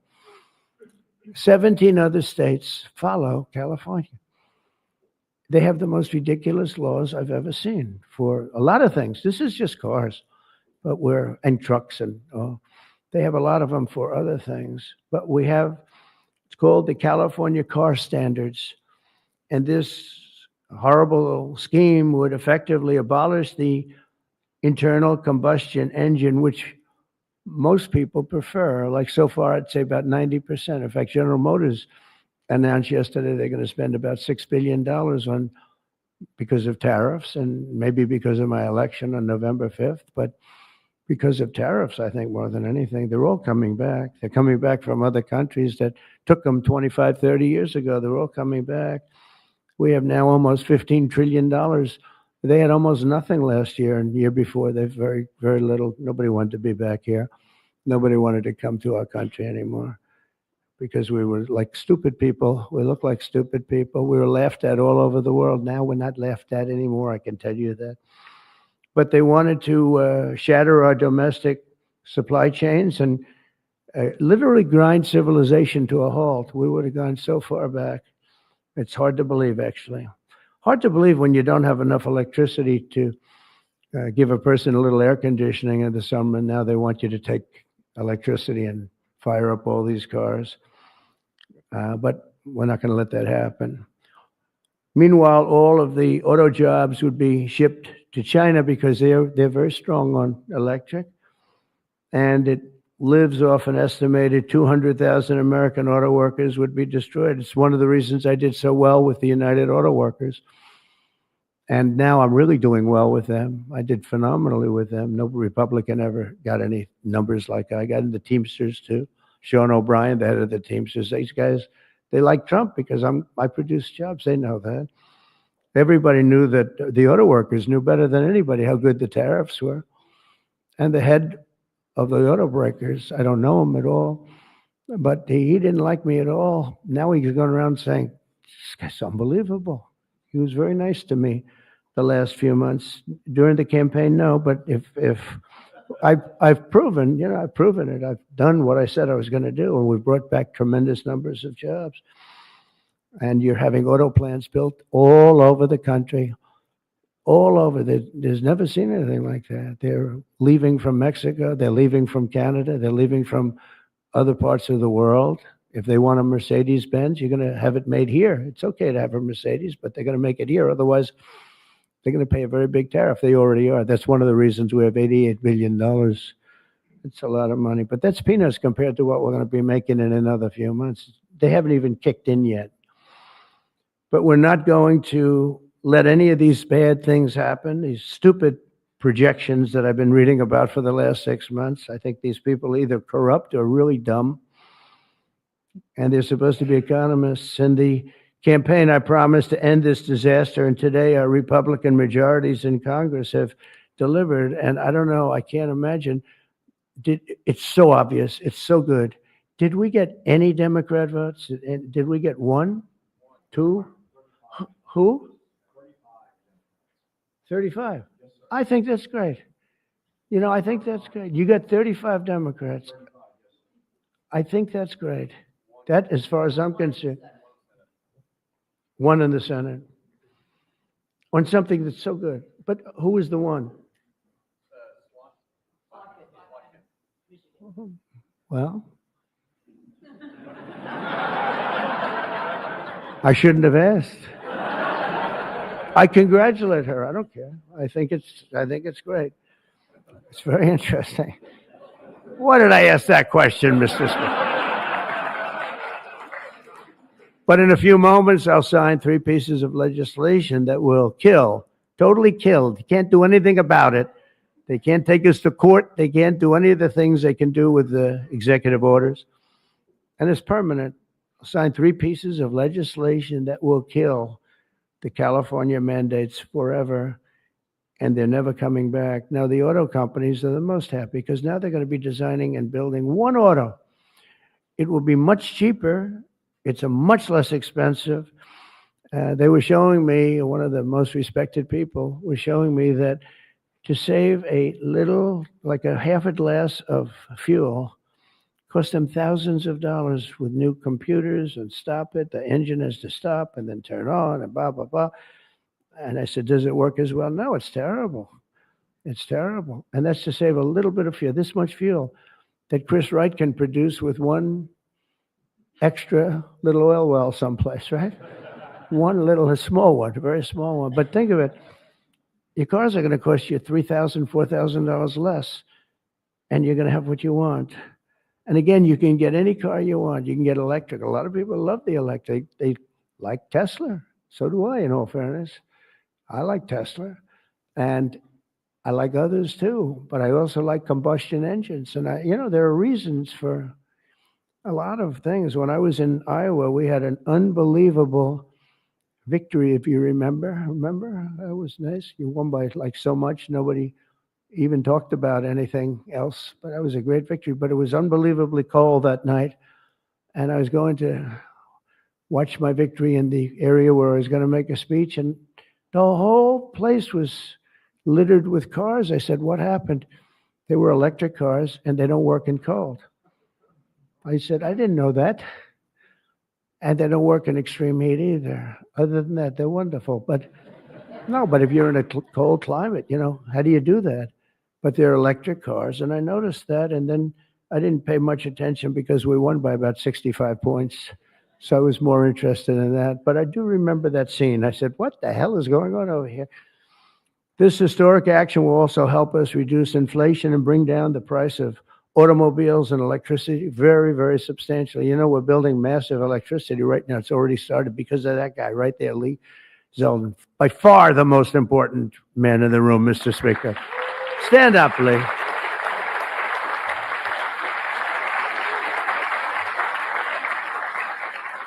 He blows you guys away, John.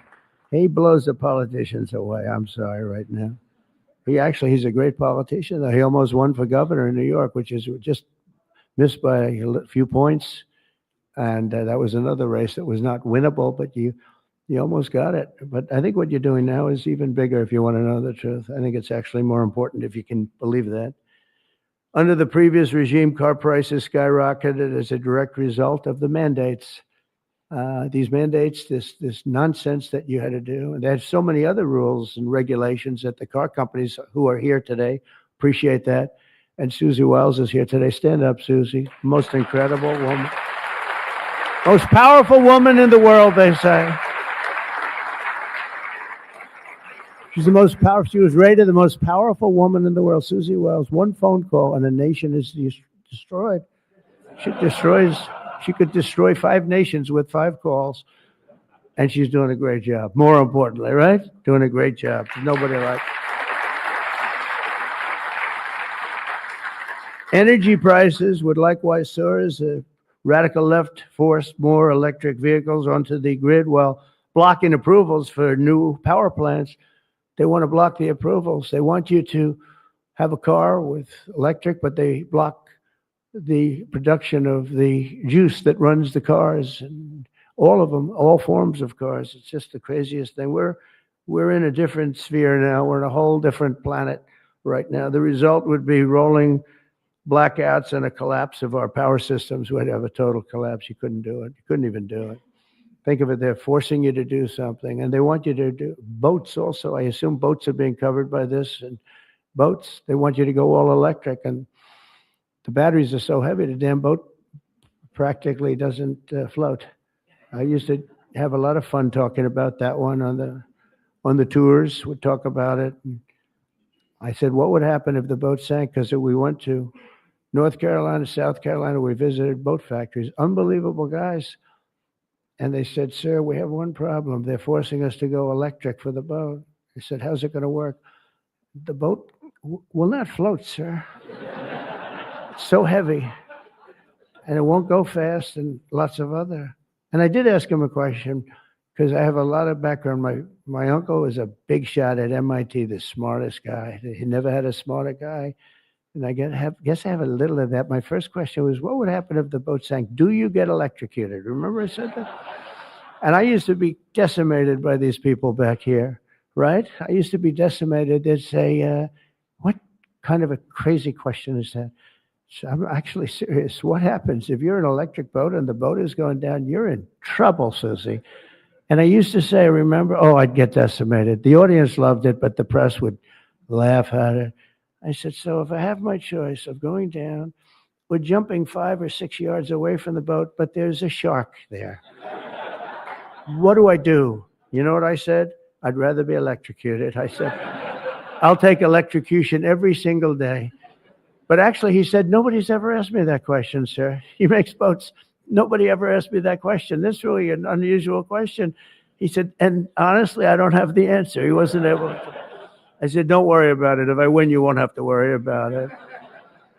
But today we're saving California and we're saving our entire country from a disaster. Your cars are going to be thousands of dollars less money. And even the ones that, if you buy electric, we're not going to make you do certain things that are just a waste of money and just time-consuming waste of money. They make you do things that are no good for anybody, make the car worse, and make it much more expensive. Over the past 5 months, our administration and Republicans in Congress have fought for the American auto worker and for Teamsters and for, by the way, right to work. We have them all. We have, we just call them just workers.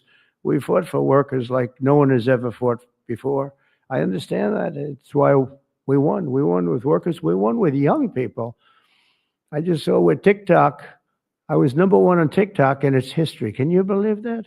So I guess I like TikTok. That's why they're saying, are you saving? And we probably will save TikTok, actually. But on my first day in office, I ended the Green New Scam and abolished the EV mandate at the federal level. We abolished it, which is basically that everybody will be driving an electric car within a very short period of time. Now I know why Elon doesn't like me so much, which he does, actually. He does. And he never had a problem. It's very interesting. This is not something new. This has been there from day one, Speaker, right? We're going to abolish the EV mandate. And Elon still endorsed me because, honestly, he never, ever spoke to me about that. And I used to say, I'm amazed that he's endorsing me because that can't be good for him. I'm abolishing the EV mandate. And I once asked him about it. You never talked to me about that. He said, well, as long as it's happening to everybody, I'll be able to compete. It's a very interesting answer. I thought it was a very honest answer, to be honest with you. And I talked about it, that incredible, you would have thought he would have been from day one, you got to make sure you don't do the EV mandate, the abolishing, and never did. Very honest in that sense. And he did say to me, I actually asked him because it was like really strange how I'm with him. He's very, friend of mine, and he makes electric cars. And we're saying you're not going to be able to make electric cars, or you're not going to be forced to make all of those cars. You can make them, but it'll be by the market, judged by the market. And that's what he said. He said, as long as I'm on the same plane as everybody else, we're going to do good. We make a better product. I said, that's very cool. It's very cool. That was my answer. After that, he got a little bit strange, but I don't know why, over much smaller things than that. As part of the one big, beautiful bill, will also further slash the funding for the Green New Scam. As you know, it's the greatest scam in history, saving American taxpayers hundreds of billions of dollars. The windmills are killing our country, by the way. The fields are littered with them, junk. They're littered with them. And they get older, and they get rusty, and they get bad, and they get... This is other countries also. It's the greatest scam in history. It's the most expensive energy you can buy. They're ugly. A friend of mine comes from Minnesota. He's been in New York. He hit it big. He's a very successful guy, actually. And he wanted to go back, see his mother who's not well. And he went back to Minnesota. Hasn't been back there in 20 years. And he said, it's unbelievable what happened. He said, I'm driving down a highway and up a certain road, and the most beautiful fields. I remember them so well. And I was so looking forward to seeing them again. And I looked at them, and they had windmills all over them, these horrible, horrible structures. A very smart guy, this guy. He said, these ugly, horrible things. And he said, it was so bad, I actually drove back to see it because I couldn't believe it. Before I even got to my mother, I drove back. I said, how much do you like your mother? But no, it hurt him to see it. He said, I looked at this field that was one of the most beautiful places in my own mind and imagination that I've ever seen. And I said, it's littered with this garbage. It looked like a junkyard, he said. And some, so then you get different manufacturers, and they don't look alike, and they're not painted alike, different colors. You have, even if they're white, one's a beigey white, one's a darker white, one's a lighter white. And then they start to rust after 4 or 5 years.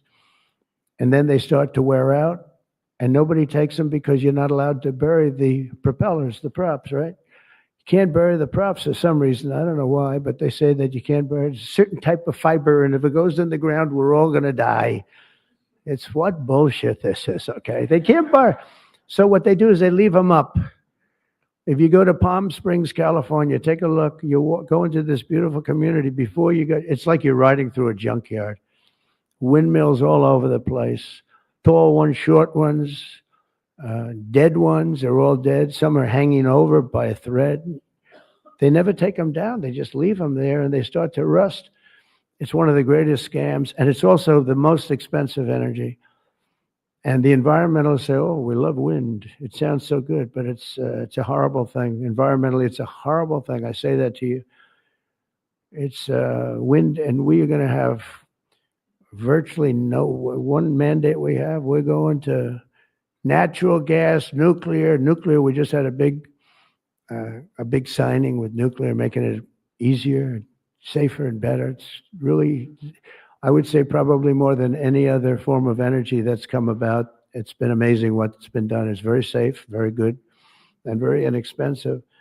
But we're not going to let windmills get built because we're not going to destroy our country any further than it's already been destroyed. You go and look at these beautiful plains and valleys, and they're loaded up with this garbage that gets worse and worse looking with time. It starts when the rust comes. 4.5 years, it starts to rust.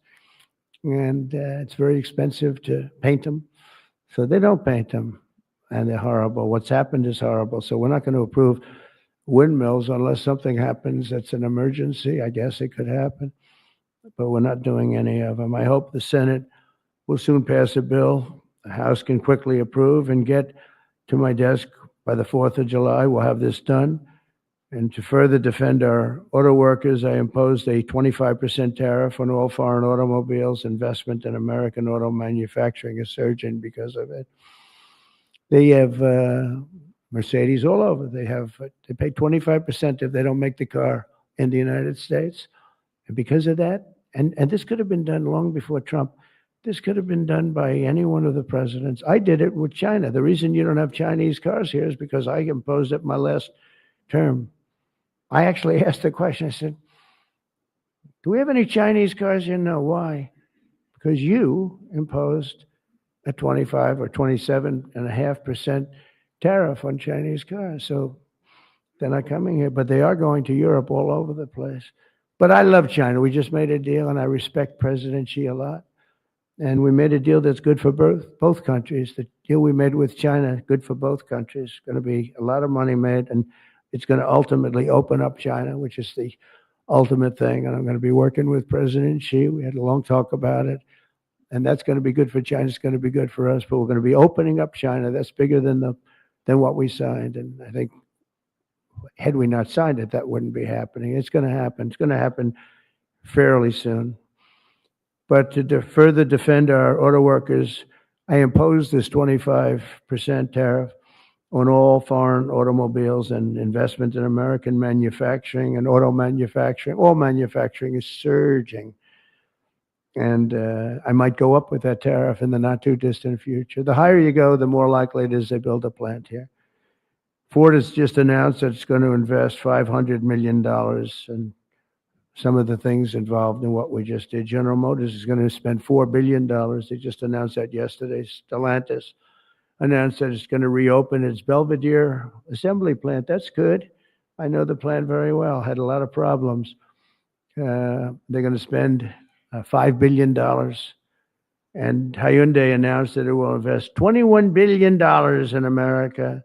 They wouldn't have invested 10 cents if we didn't have tariffs, including for manufacturing American steel, which is doing great.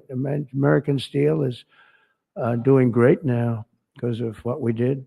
You wouldn't have, if I didn't put tariffs on steel, they were dumping steel. China and a lot of other countries were dumping steel in our country. Garbage steel, dirty steel, bad steel, not structurally sound steel, real garbage, but it was still there, lots of it. And if I didn't put tariffs, I put 25 and 50% tariffs on steel, right? John James, we put tariffs on steel, and we were doing great with steel. Now we're really doing great. A big investment is being made in Pennsylvania. You've been reading about it. They're going to spend $17 billion on U.S. steel. And all the steel workers wanted it. And we have a golden stock. We have a golden share, which I control or president controls. Now, I'm a little concerned whoever the president might be, but that gives you total control. It's 51% ownership by Americans. And we have a company, a great company, Nippon. They're coming in from Japan. They're going to spend $17 billion. And somebody said, well, what happens if it doesn't work out? I said, they spent $17 billion. We can't put it on a trailer and drive it to Japan. This is a steel mill. You know, some businesses you can move. You move your office, and that's where the business is. With this business, they're spending 17. Think of that, 17 billion. They're going to have them all over the country. I want to introduce several of the great Americans representing the millions of people whose livelihoods we're saving with today's action. I just can't tell you how incredible this action is, because nobody thought. This was one that I wasn't so. I would have rather had it than almost anything, but I was told by everybody, except that guy right there, that you couldn't get it. Bill Kent runs a chain of family-owned convenience stores that opened in West Texas in 1957, known as Kent Quick. And Bill, if you could come up and say a few words about what the signing means to you, please.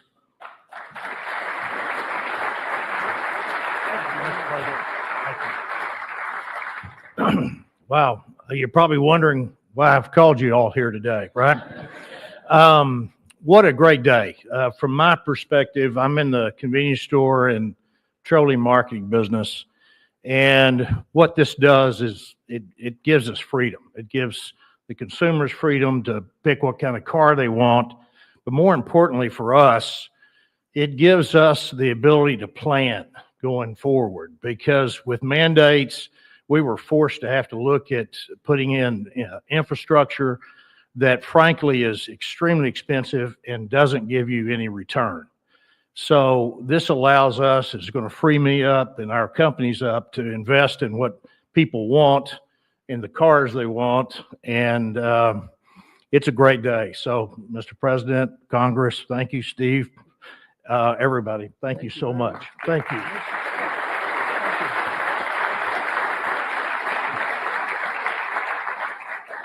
And a friend of mine for a long time is John Hess. He's one of the top CEOs in the country, and he's now the CEO of Hess Corporation, one of the biggest oil producers, and he's a fantastic person with great knowledge of the subject matter.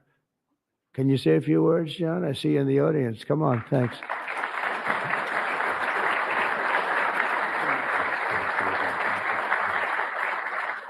Hi, I'm John Hess, and CEO of Hess Corporation, a proud producer of oil and gas in North Dakota and the Gulf of America. And so you all know, I was born in New Jersey, grew up in New York, and my father started our company by driving a secondhand oil truck. So, Mr. President, it's an honor to be before you today, and thank you for that. Mr. President, during your campaign, you made a commitment to the American people to repeal unworkable and costly mandates for cars and trucks and let the consumer choose what type of vehicle they drive. Today, with the bipartisan support of Congress, you're making good on that promise. I'd like to recognize Speaker Johnson, Leader Thune, other members of Congress whose tireless efforts were critical to the outcome we're celebrating today. And a special thank you to Senator Capito for her leadership.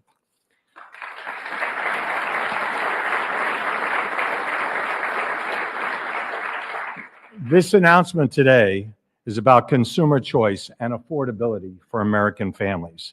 It's also about making our country auto industry more competitive, Mr. President, and you said that very eloquently. As you know, Mr. President, one-size-fits-all policies like those adopted in California do not work. America, in every state, every American should be able to choose what they want to drive, not the government. We as a country would be basically leaning into our competitive advantage with this repeal on oil and gas. Oil and gas are a strategic industry for our country, underpinning energy dominance, economic prosperity, and national security. We are truly energy independent. So, Mr. President, on behalf of Hess Corporation, on behalf of the oil and gas industry, and every family across our country, thank you for your courageous leadership and your commitment to consumer choice and energy affordability. Thank you very much.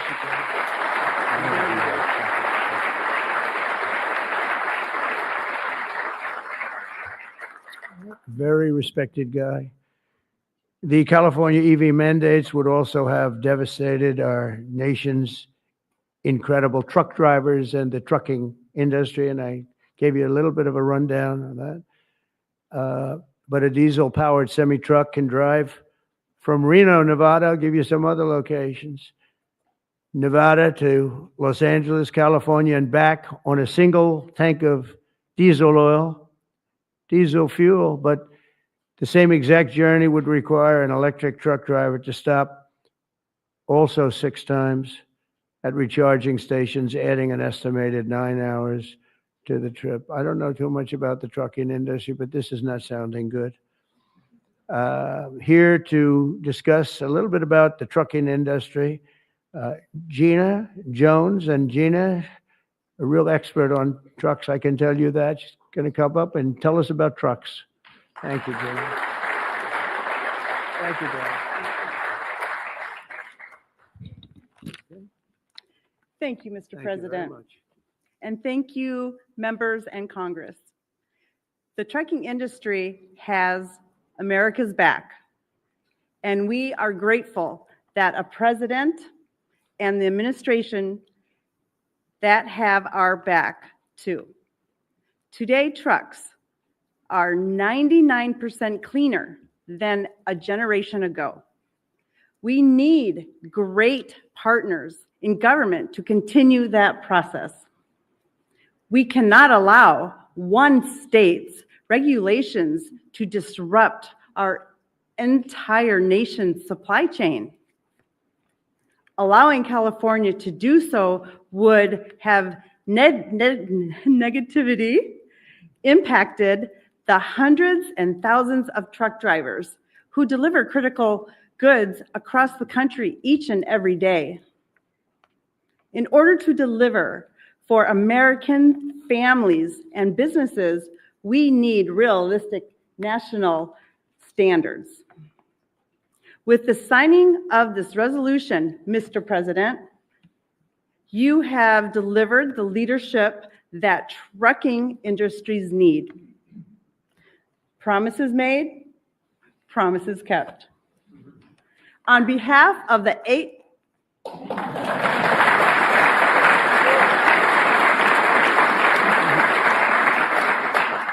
On behalf of the 8.5 million Americans who work throughout the trucking industry, I thank you.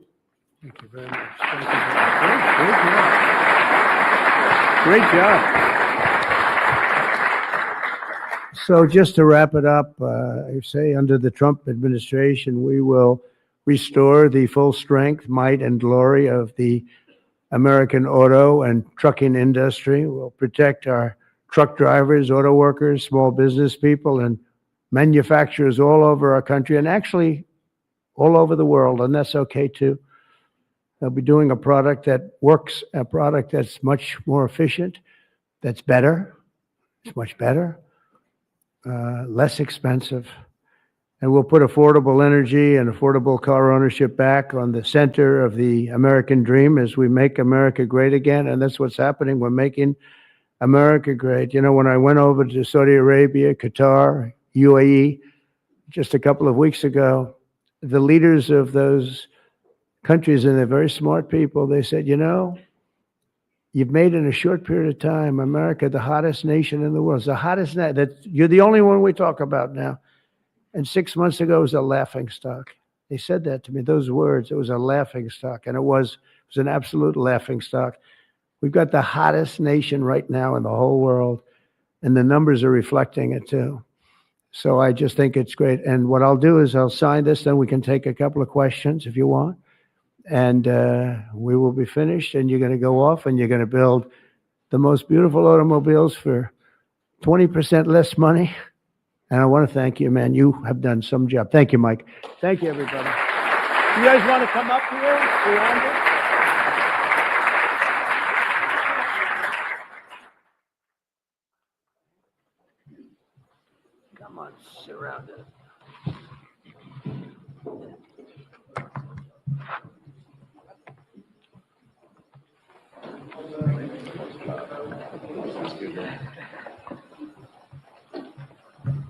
Okay, we're going to sign 3 bills that do everything I just said.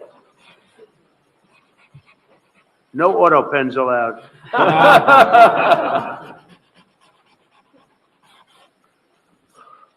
That's for you. Keep that, Mike. You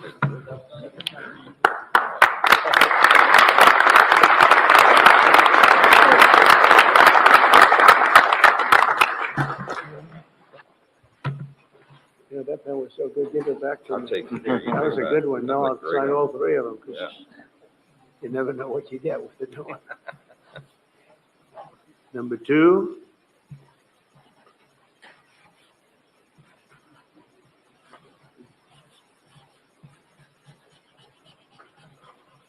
Very steady hand. It's very important. Very steady.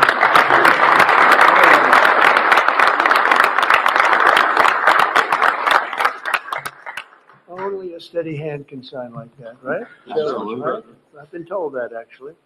And here's number 3, and it all goes into effect. Everything I said goes into effect. Lower prices, better cars, and choice. sense. You can say choice. We have choice for education, and you have choice for cars now, right? Common Right, sense common is right. sense. You're right. Common sense is right.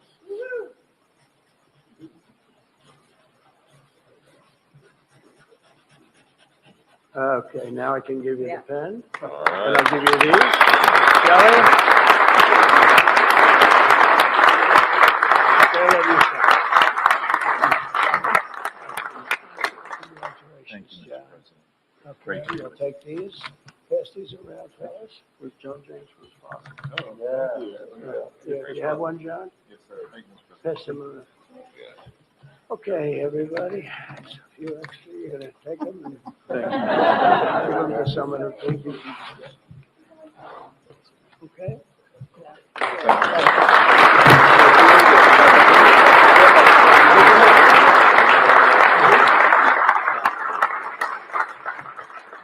Go ahead, please. Mr. President, help! Mr. President. All right, Brian, yeah, please. I have some very close friends who run some of the largest auto dealerships in Southern California, Weststack Automotive Group. Good. Their message to you, they're 100% behind you right now. They know they're going through some soft sales period. true. They're in it for the long haul. What's your message to thousands of auto dealerships across this country that are kind of navigating through this tariff? Yeah, they're going to do better than ever before. They're going to sell cars in America at levels that they've never even thought of before. And they're going to make more money than they ever made before. It's going to be great. They're going to be selling a better car too. It's going to be a better product.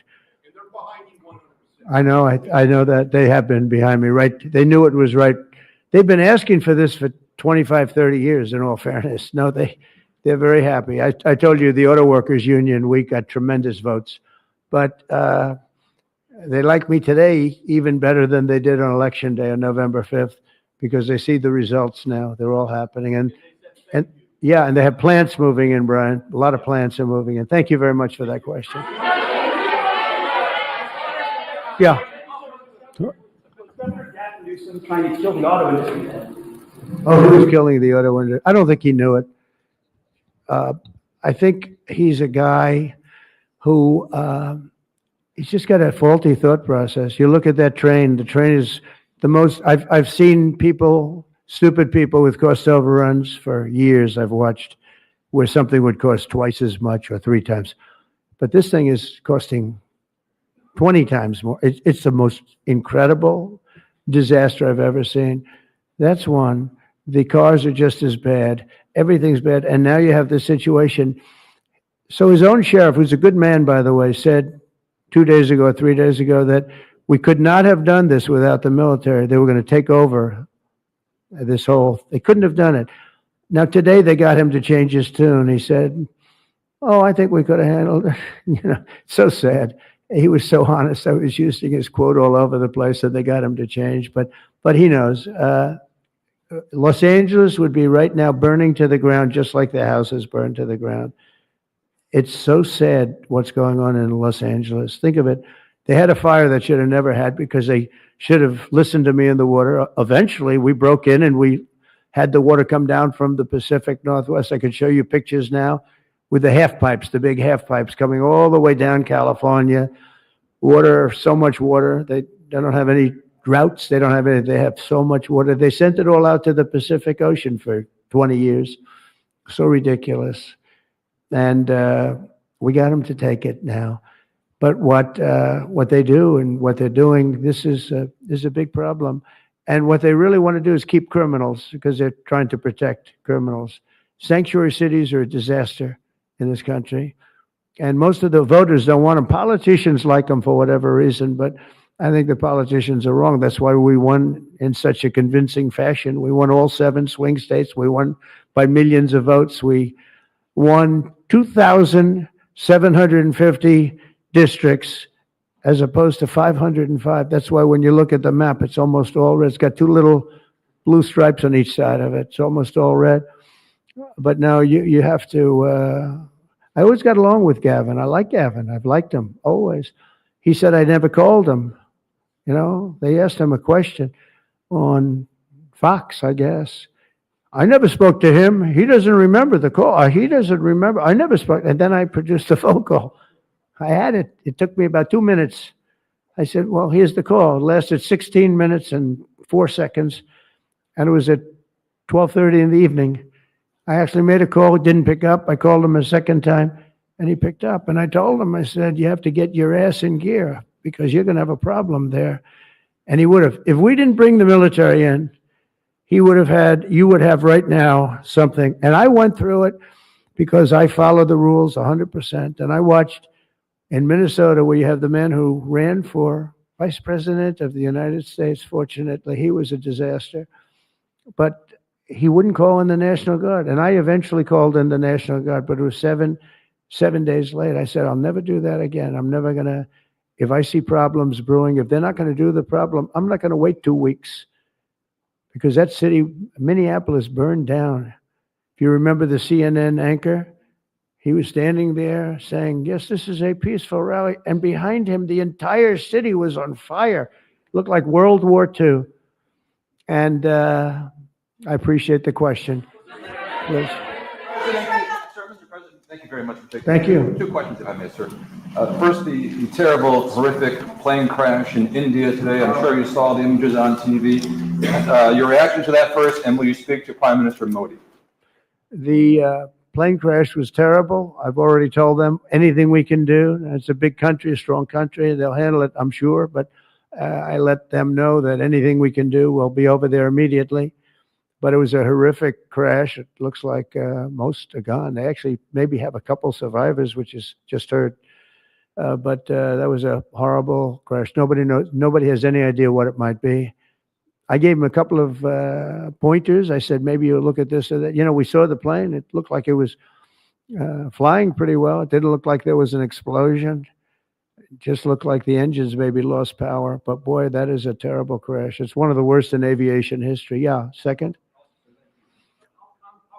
You, sir, that conflict with Iran can be avoided. Well, I'd love to avoid the conflict. Iran's going to have to negotiate a little bit tougher, meaning they're going to have to give us some things that they're not willing to give us right now. I'm the last person. I've kept us out of wars. We defeated ISIS completely, 100%. And I haven't had it's peace through strength. I believe in peace through strength. We're the greatest military in the world. I rebuilt the military, as you remember, for 4 years. I rebuilt the military. And then we gave a chunk of it away, but it was still peanuts. It was a lot, but it was peanuts compared to what we rebuilt. Gave it to Afghanistan, one of the most embarrassing moments in the history of our country with the whole withdrawal, the way they withdrew was very embarrassing. But we rebuilt the military. We have the greatest, strongest military. We defeated ISIS. We defeated ISIS.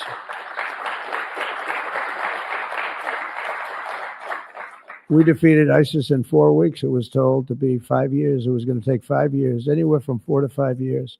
We did it in 4 weeks, with, by the way, headed by the general who's now the head of the Joint Chiefs of Staff. That's why he's there.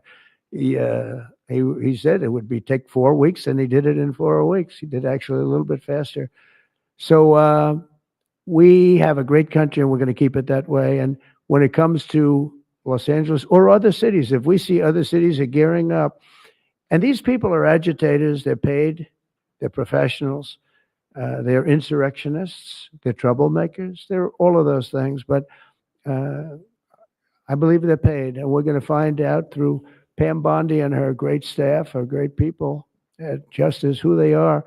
And Mike, I think you're doing some investigations in that in Congress, but we're going to find out who they are, because they're really I think what they're doing is unbelievably illegal. Just one thing. So they took the bricks away from people. They're walking in with satchels of bricks. Now, why do you have bricks? You have bricks because you throw bricks. They're very potent. If they hit you, they kill you. And they took them away. The military took them away. They saw him. What the hell is this? The guy could hardly carry me. Many bricks. He's a strong guy. Couldn't carry him. And they saw that and they took him away. Then they found others with bricks. But they're ingenious. They also brought hammers along, very heavy hammers. And I saw them pounding the curb and pounding the sidewalk. And it was like a military operation. This guy's pounding strong, boom, big shots. And it was breaking up granite, the granite curbs. And the granite was breaking up and the concrete was breaking up. And there was lines of people standing there and they're handing him. And then he stopped handing them. They just went down and picked him up. It was so professional. I said, that's a professional organization. This is not like people at random. This guy's breaking up because they couldn't use the bricks. So who would think of this even? Did a lot of damage. A lot of curbs are broken. A lot of sidewalks broken. But I never saw that before. That's one I haven't seen. I thought I saw it all. And they have it on tape. And with that, people get killed. You know, they go to the bridges and they drop the concrete off the top of the bridge with a car coming along at 70 miles an hour and the person dies. We had a lot of car problems. You saw that. They were all over the road. They were littered all over the road where the cars got stopped by concrete going through the front windshield. These are bad people. If we didn't go, Los Angeles right now would be on fire. It would be a disaster. And we stopped it. And last night was very good. Nobody showed up. You know why they didn't show up? Because we were there. If it was just the police, because the police are great. I know those police, they're great, but they're told not to do anything. They're not allowed to act. Thank you.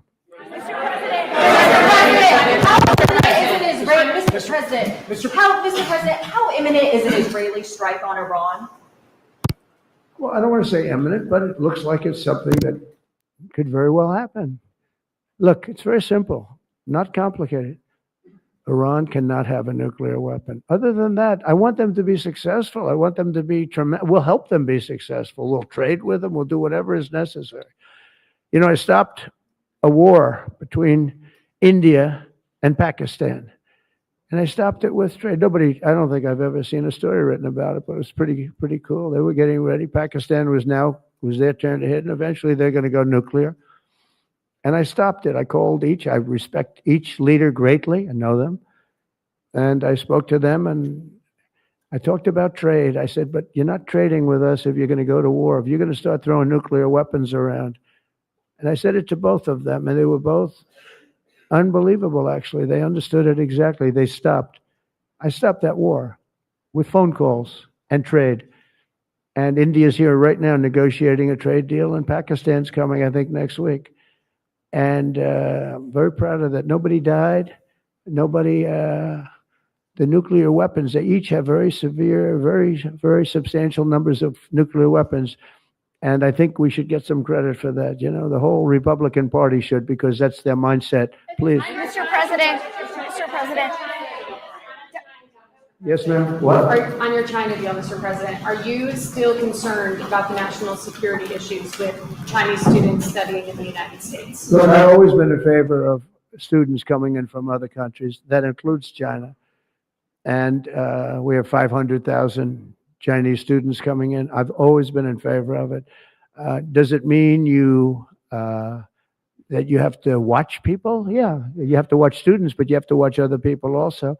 I've always been strongly in favor of it. I think it's a great thing. It's good for our schools. I think it's good for our country. I'm also in favor of having them stay. I've been in favor of letting them stay. If you get educated for 4 years, you're willing to get educated for 4 years. I like people being able to stay. You know, they have some great students.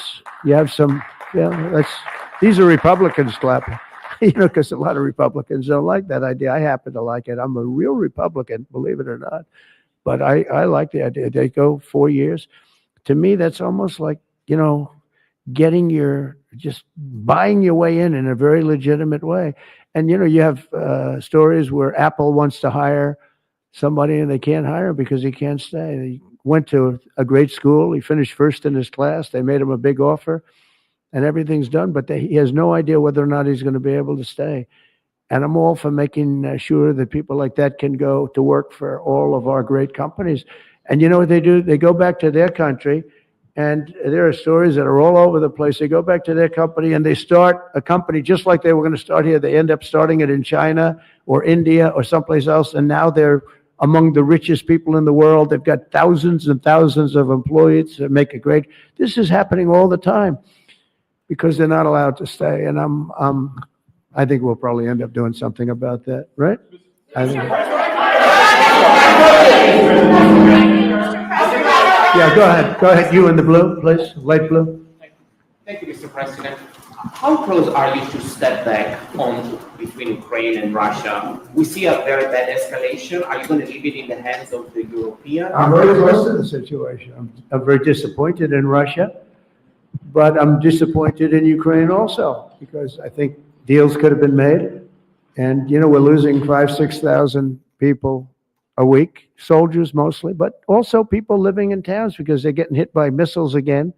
How'd you like to live in a building and you think a missile has a good chance of hitting your building during the evening? It's horrible. Must be horrible to live like that. But, we'll get it, but it's, I'm disappointed that it's not done. We did great with India and Pakistan. We did very good with Israel. I thought, look, October 7th was a disaster. People forget, they like to forget. That was a horrible thing. But, none of these things would have happened if I were president. If I were president, none of it would have happened. You wouldn't have the Israel problem. Iran was broke. They had no money. We had big sanctions on them. Biden immediately let them get rich. $300 billion they have right now. But they had no money for Hamas or Hezbollah. They had no money for anything. It was perfect. We wouldn't have had inflation that was caused by oil, Chris. The oil price went through the roof. It was also caused by their spending, but it was caused more by oil than anything else. The oil went so high, got close to $100 a barrel. And that also kept the war going with Putin, because at $100 a barrel, that was a big money-making experience. But now it's down to where it's not so good for them anymore. No, it's very important to get that solved. That's a bloodbath. That's a terrible bloodbath that's going on. Yeah, please, go ahead.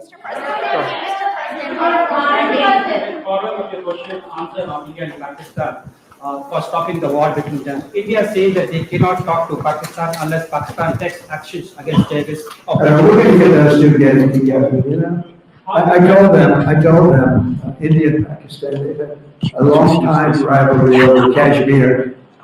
And I said, I can solve anything. I'll be your arbitrator. I will be your arbitrator. I can solve anything. And I started the first question, how long has it been going on? They said, 2,000 years. I said, oh, that's a problem. They don't think about it. When I heard 2,000 years, I said, maybe I'll have John to solve that problem.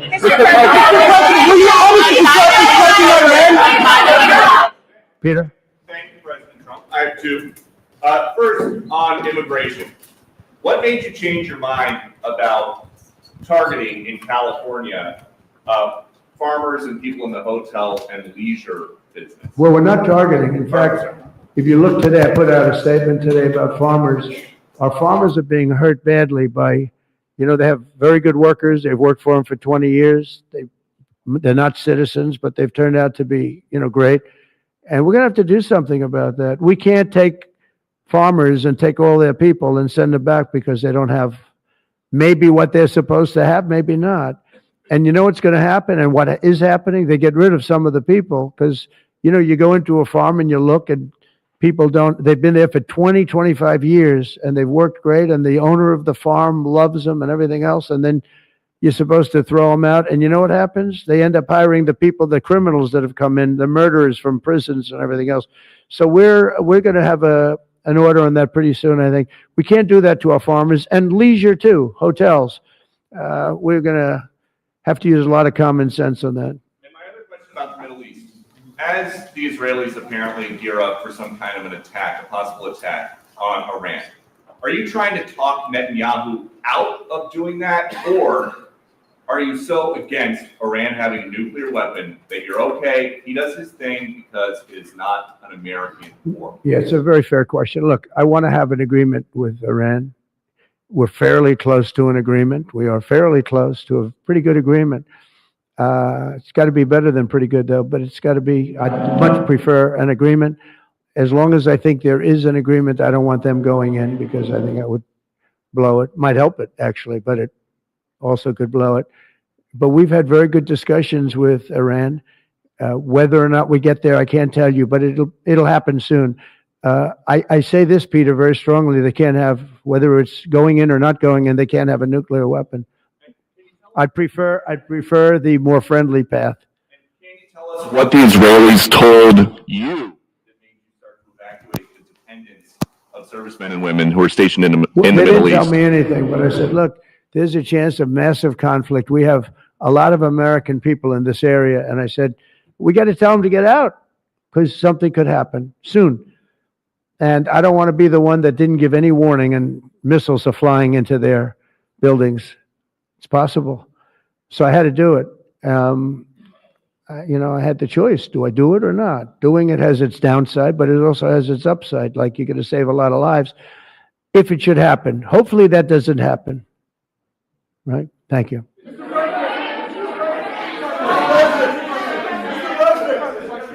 Mr. President, for Americans that are coming to Washington on Saturday for military parade, It's going to be a great day. what would you like folks to take away from that day? What would you hope that they would remember? And also, Mr. Great President, our country is and how strong our military is. We have the strongest military in the world. You know, it's very interesting. 3 weeks ago, it was the end of world anniversary, end of World War II. And I called France and Macron, who's a good man, I said, what are you doing? He goes, we're celebrating World War II, our victory. I said, your victory? Your victory. Tell me about that. And then I called somebody else, and I happened to speak to President Putin at the time. Now, in all fairness to him, he lost 51 million people, and he did fight. Russia fought. Sort of interesting, isn't it? He fought with us in World War II, and everybody hates him. And Germany and Japan, they're fine. You know, someday somebody will explain that, but I like Germany and Japan too. But Putin is a little confused by that, you know. He said, we lost 51 million people, and we were your ally. And now everybody hates Russia, and they love Germany and Japan. I said, let's explain that sometime, okay? But it's a strange world. But I will say this, look, I want them to go away saying how great our country is and how great our military is. And I was making all these calls. For some reason, I spoke to like 4 different places. Sir, are you celebrating? And I said, you know, we won World War II and World War I, right? We won them. And yet we're the only country that doesn't celebrate. Everybody's celebrating except us. And I said, we should celebrate too.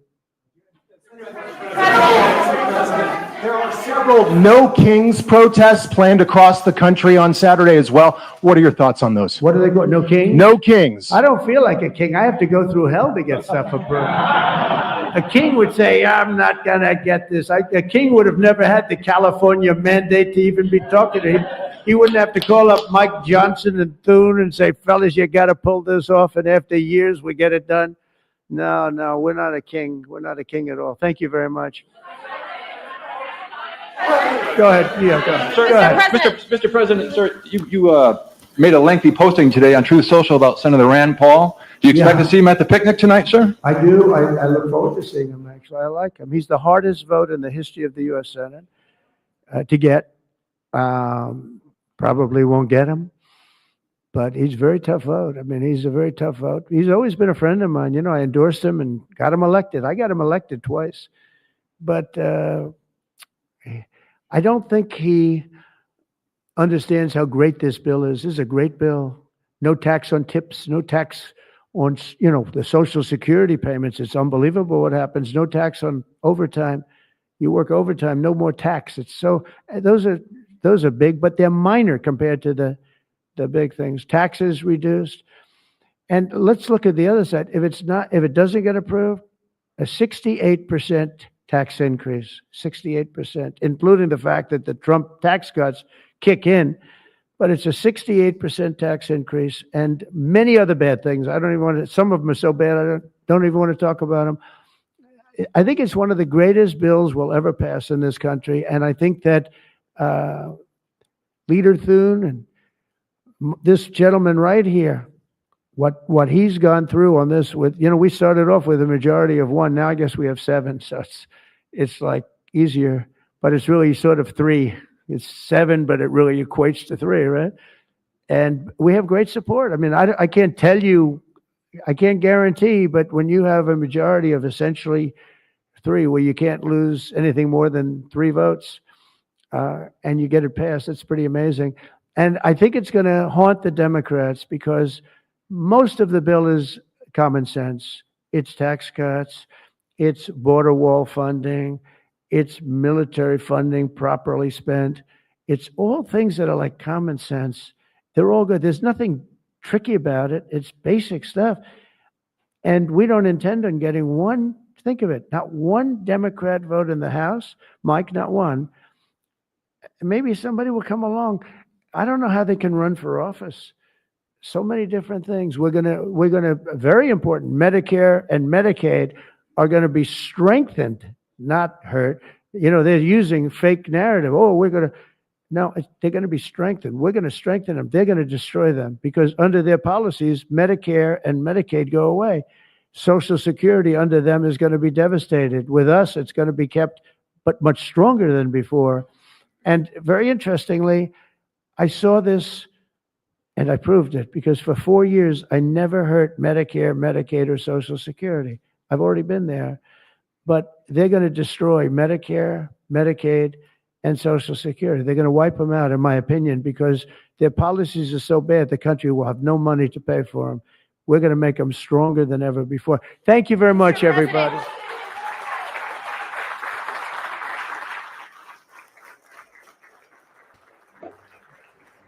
Ladies and gentlemen, President Trump, how does he get the energy, man? How does he get the energy? He was at the Kennedy Center last night, stunning Melania. He was with us at Fort Bragg like 24 hours ago. It was incredible, giving this roaring speech to 20,000 members of the 82nd Airborne. Incredible moment. I don't know how he gets the energy, ladies and gentlemen. We were there to cover it, and we have an entire exciting documentary coming out about joining the Special Forces and engaging in a massive Special Forces demonstration with President Trump. And it's going to be really cool and can't wait for you to see it. When you see it, included inside of that documentary will be some footage shot on our Patriot Mobile devices. Patriot Mobile goes with us everywhere, even inside of Special Forces vehicles. It's going to be an epic week. I think producer ALX is already in D.C. for the massive parade. The United States Army will have Lee Greenwood joining the program in just a second. But no matter where we are in the world, Patriot Mobile is there with us. It is the only Christian conservative wireless provider. Have you switched to Patriot Mobile yet? If the answer is no, ask why. If you're worried about the coverage, don't be. Patriot Mobile goes with us everywhere, and they help us reach you no matter what part of the country we are in. Excellent service. They have awesome service on all three major wireless providers. Ladies and gentlemen, they also have a very easy way to switch over. Simply call Patriot Mobile. 100% US-based customer service team from your home or your office. They'll have you activated in minutes. Still locked into a contract? No problem. Patriot Mobile's contract buyout program covers $500 per device. Keep your same number. Keep your phone. Treat yourself to an upgrade. Either way, make sure that you are not funding the people who hate us and want to burn down Los Angeles and your hometown. Don't wait. Do it today. PatriotMobile.com/Benny. Call 972-PATRIOT. Use the promo code Benny to get a free month of service when you sign up. PatriotMobile.com/Benny. Call 972-PATRIOT. Okay, ladies and gentlemen, speaking of a patriot who will be there this weekend singing in the great birthday for the United States Army in Washington, D.C. I think you could definitely say it's Donald Trump's favorite musician, Lee Greenwood, live on the program right now.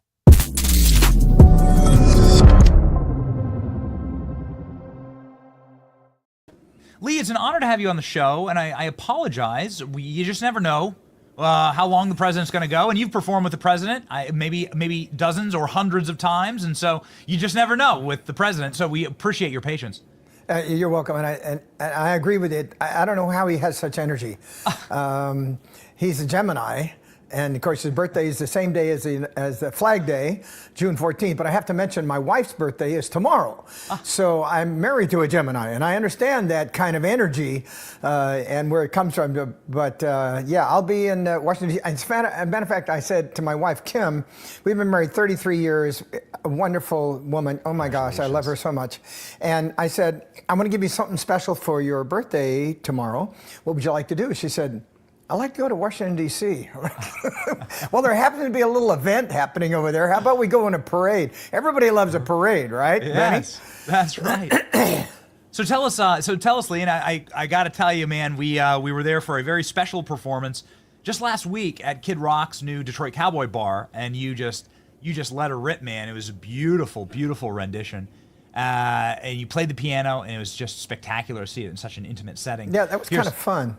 Here's our footage of you singing there. Maybe the first musician to perform at the bar. I know that it's brand new, so congratulations. Right. Well, thank you. Yeah, I like the club, and Kid Rock's a friend of mine. You know, Bobby and I've been friends a long time. I do some of his shows, Rock the Country. There'll be one coming up in Arkansas soon, and so we've been a good association, both supporting the president and that just happened spontaneously because I'm there in the club with my wife, Kim. We're kind of walking around. It's a lot of people I knew. And matter of fact, I was last night when the president was at the Kennedy Center watching Les Mis, which I should have been at. I was actually singing for the governor of Tennessee at the governor's mansion last night instead. So, you know, we could have got Trump, but we didn't. So I'm in the club walking around, and I see the governor of Tennessee. And he's there as well at Kid Rock's club, and a few of our other friends in the business. And I said, well, there's a piano right there. Is anybody going to sing? And the people running the place said, well, no, I don't think so. And I said, well, I think to make this, I mean, I'm a singer. You know, why don't we just do something? And so I talked to Bobby. He said, if you want to, he said, that's cool. And so it's funny because as the place erupted, I'm singing God Bless USA, which everybody, of course, knew I was probably going to sing. And at the very end, I just took the mic off the stand and stood up, and I said, okay, let's make this happen. Let's everybody do this together. No music, just sing it. And that was really cool. It was fun for me to do. It was beautiful, man. It was an incredible rendition, and I think if there's somebody who is in Trump's echelon of energy, it's you. We saw you in the Middle East performing for the troops. Must have been just a few weeks ago. And then here, ping pong balling between Kid Rock's bar, the governor's mansion, and now the White House for the Army 250 birthday celebration. Can you give us a preview of what your weekend's going to look like? I was a drum major for my high school marching band, and I used to march right alongside military bands. For the past 25 years or so, I've been an advocate for military, particularly wounded warriors. We build them homes all over the Southeast, thanks to Lennar Homes and a few others. Helping a Hero is our charity, but we work alongside other charities as well in the same regard. So when I'm going to Washington, D.C., and I'm going to get in a parade with the United States Army, I'm like, this is the most important thing I will do this week and maybe this month and maybe this year. 250 years for the United States Army. And I didn't know that they were actually a standing army a year before we became a country. Of course, we had to defeat the British before we had the Declaration of Independence. I get it. But I've been in all those vehicles. I shot an M1 tank out at Barstow, and been on aircraft carriers and airplanes and stuff, and shot, you know, the weapons and all. But let me tell you, these guys that march in that parade, that's our first line of defense. These men and women put their lives on the line for us. And they proudly will march in the parade. They probably will get all of our applause because we honor them for their job. And the president is all believing about the military. As you know, he's strengthened the military now. And to be there with him and be able to sing and honor the Army, it'll be a great day, a day I won't forget. And you will be in the parade and performing? Yes. Fantastic. And it looks like President Trump has truthed about you performing and how excited he is for it. I believe it's also the president's birthday. Cool. So what a banner day. Can you give us since you spent so much time with the president, can you give us what story comes to mind that happens, like maybe behind the scenes or something that we couldn't see on the live stream? He's a disarming guy. He's a very big fella, by the way. And in many of our performances, he'll come on the stage and walk the red carpet while I'm singing. I don't know, it's just how it's happened. I was actually in my living room with my feet up one time when the first time I saw him using my song. And I thought, boy, that's really cool. And then we got the call and asked if we would sing again and again and again and again. And so several times I'll be on stage, particularly, let's talk about Madison Square Garden, okay? He could have easily played my track and walked on stage with the track and not have, but he asked me to be there in person. So I'm standing at the edge of the arena where the Secret Service is all around the edge, and believe me, that was a huge crowd, by the way. We thought going to turn New York red. And my wife is there with me, and I'm walking past the Secret Service, who are kind of just giving me one of those little eye looks, you know. And I'm the only one allowed into the compound. And there's a Secret Service guy standing at the steps. Melania's upstairs on the platform waiting for the president. The music starts, he starts walking out, and I can't get past the Secret Service guy. I'm like, Wow. Excuse me, pardon me, and he gave me that look like, who the hell are you? And I guess, and somebody said to the ear, stand aside and let him get up there. Okay, fine. So then I walk up there, and the media had already told me, they said, stand to the left. We want to make sure we have the shot with just the president and the first lady. And so there I am singing and so after he's been introduced and they got the shot, he turned Melania to face me and then let me finish the song. Well, of course, you walk up, he shook hands with me, and I think I shook hands with the First Lady as well. And then when I finished, he just kind of gave me a slap on the back. It's like I just finished the basketball tournament, you know, get out of here, you know.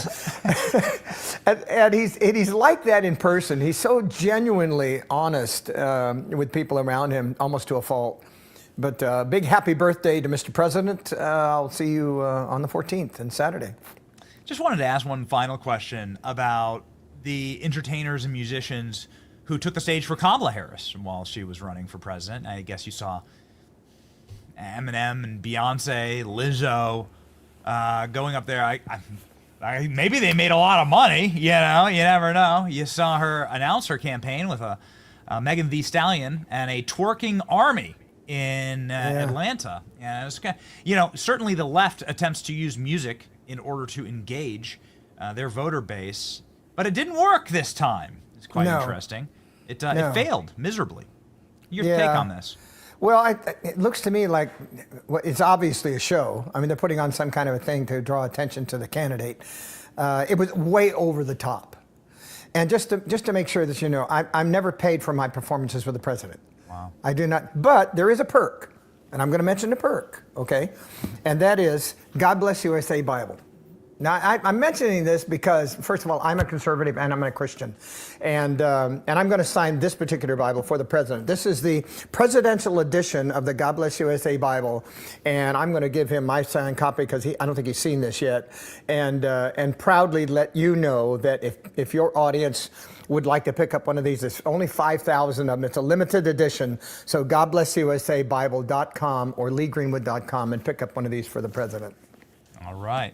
And your message to the Lizzos and Beyoncés and Megan Thee Stallions and Eminems of the world? Become a conservative. It'll do you well. That's right. Kid Rock told me that he's going to work on the next dinner at the White House. He's going to work on the Eminem dinner at the White House and see if good luck. He can bring them together. That's right. Thanks, Benny. Well, you're a complete legend, Lee. We deeply appreciate you on the show. Here's the website right here, and then also Lee's website. You can see him performing this weekend at Saturday, and it's going to be a banner day. Thank you, Lee. No, thank you very much, Benny. Godspeed, man. Bye.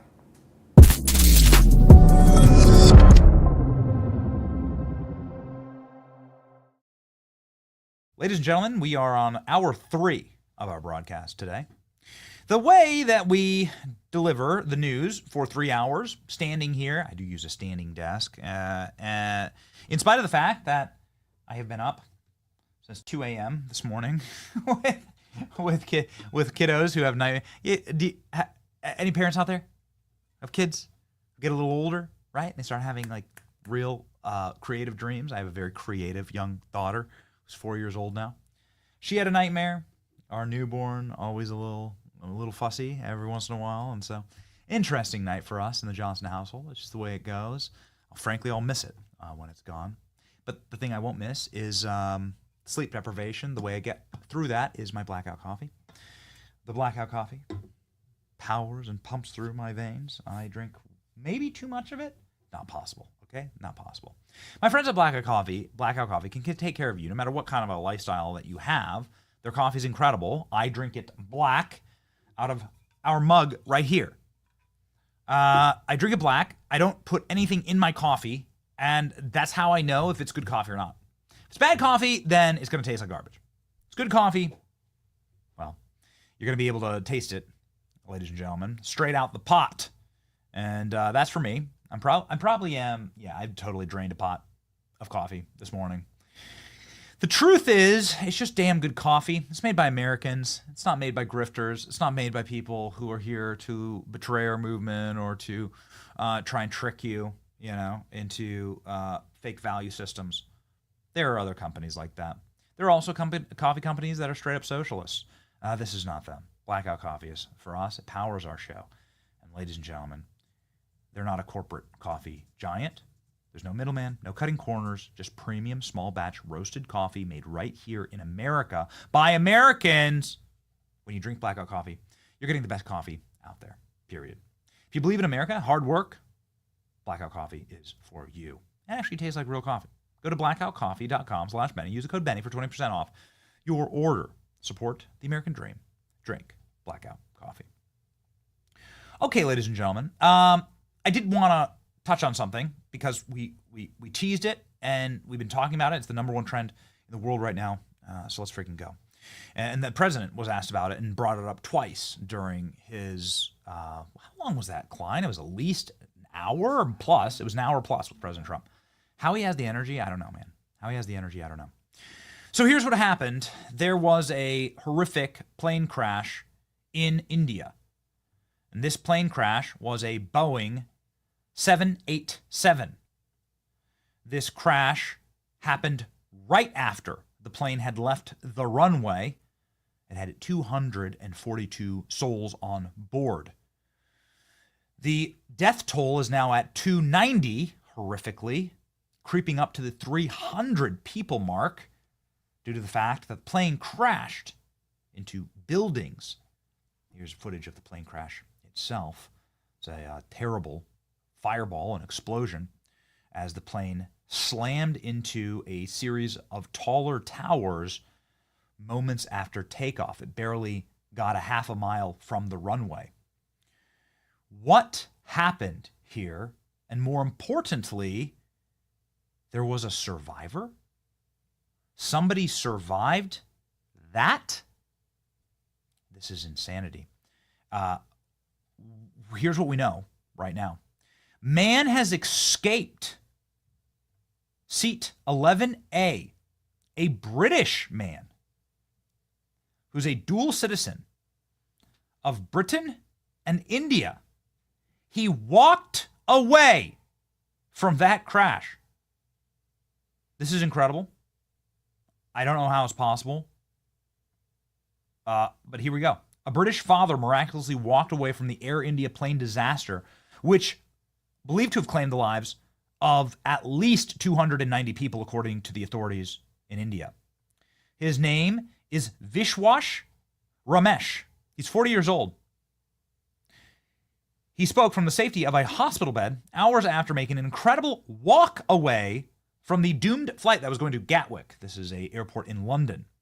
It's called Flight 171 earlier today. Astonishing footage showed the passenger with visible injuries hobbling away from the scene of the crash. He reportedly sustained injuries to his chest, eyes, and feet.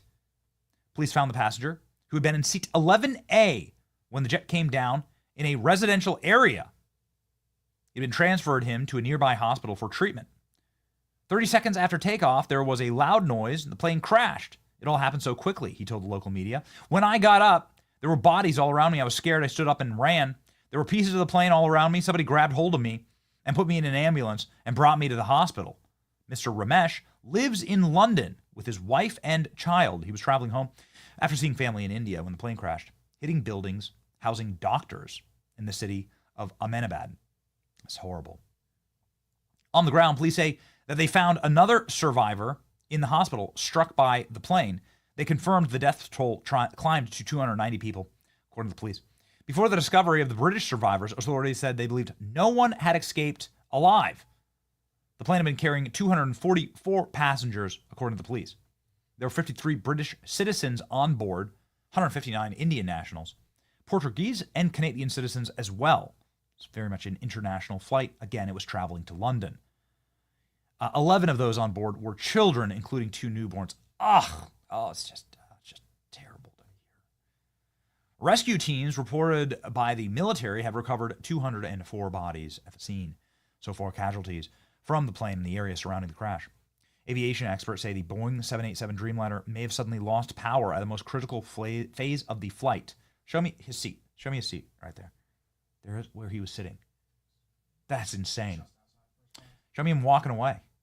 This is wild. So here's this dude walking away. Ladies and gentlemen, here's the footage right here. Here he is.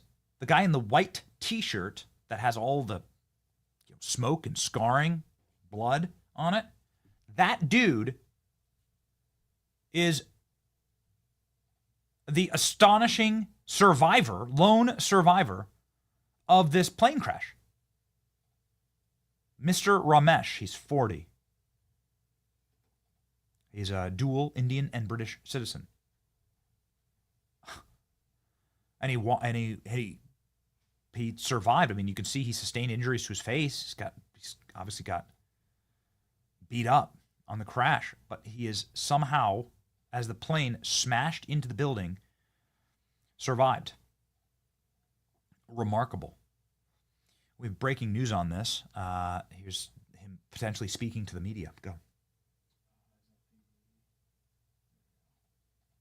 Remarkable story of survival, it seems. That we can now bring you a name that's been reported now by the Hindustan Times and other outlets now of that survivor, 40-year-old Vishwas Kumar Ramesh.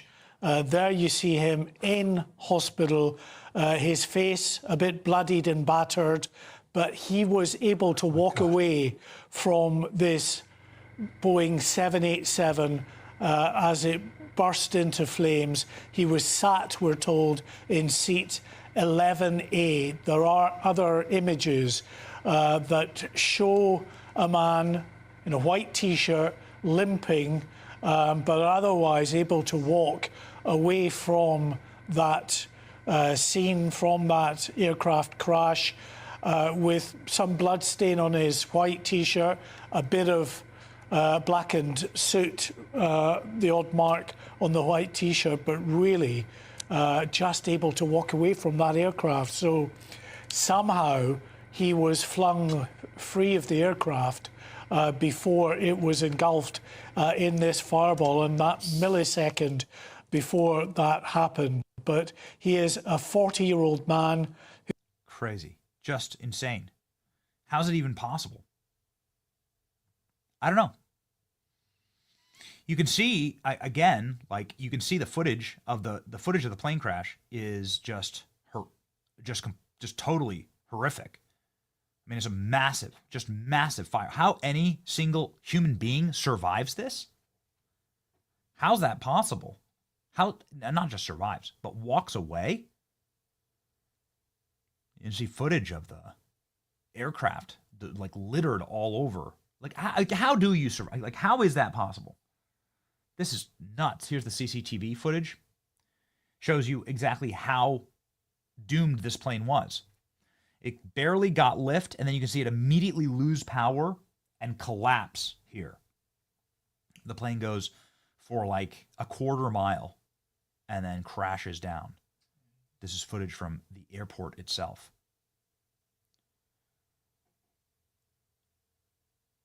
And there it goes. And then it crashes into buildings, housing units, and other buildings. How do you survive? How do you survive that?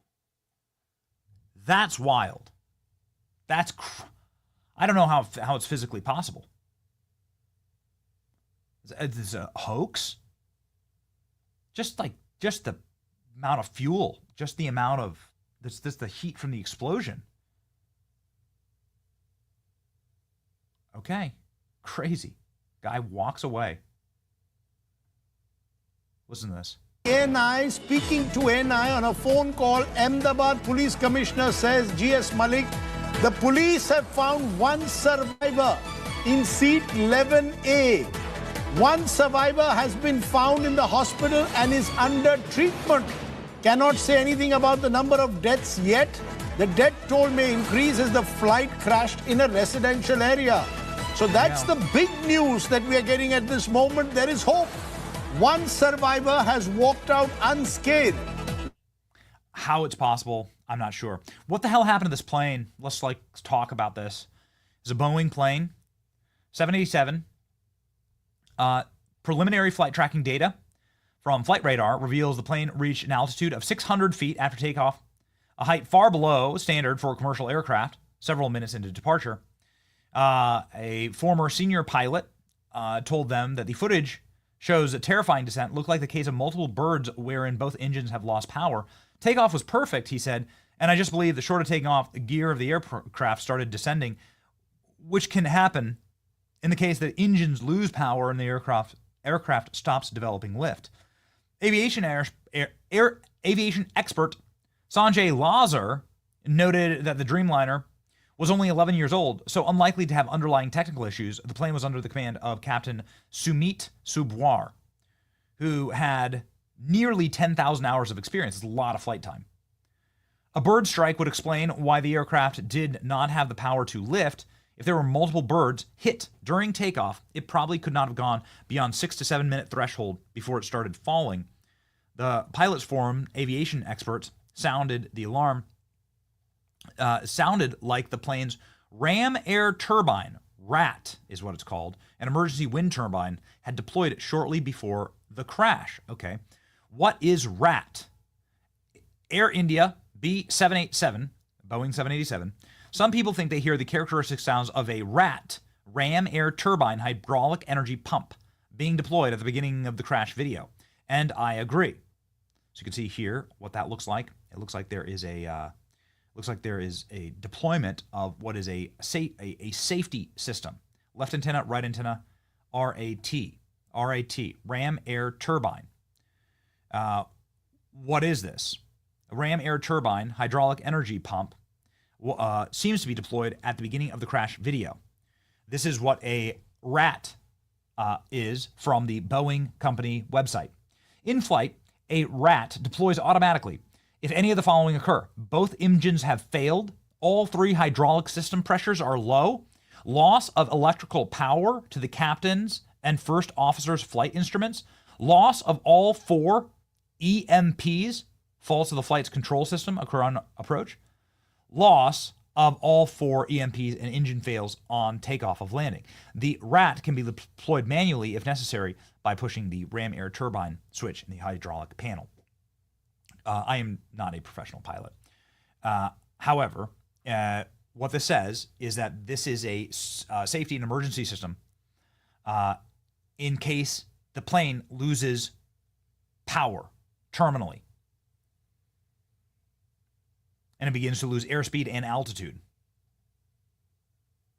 So effectively, when both engines have failed, this is the deployment system. And airline experts are saying that they hear this system being deployed. Apparently there is something audible to it, and then you can see it up here, potentially in footage of the crash. Obviously, you have a situation here where a lot of people are wondering, like, one, how does some dude escape? Two, how did this happen in the first place, right? How does this happen? I mean, there's thousands and thousands and thousands of flights a day all around the world. Many of those planes are Boeing planes. What's going on here? Is it pilot error or is it something more technical?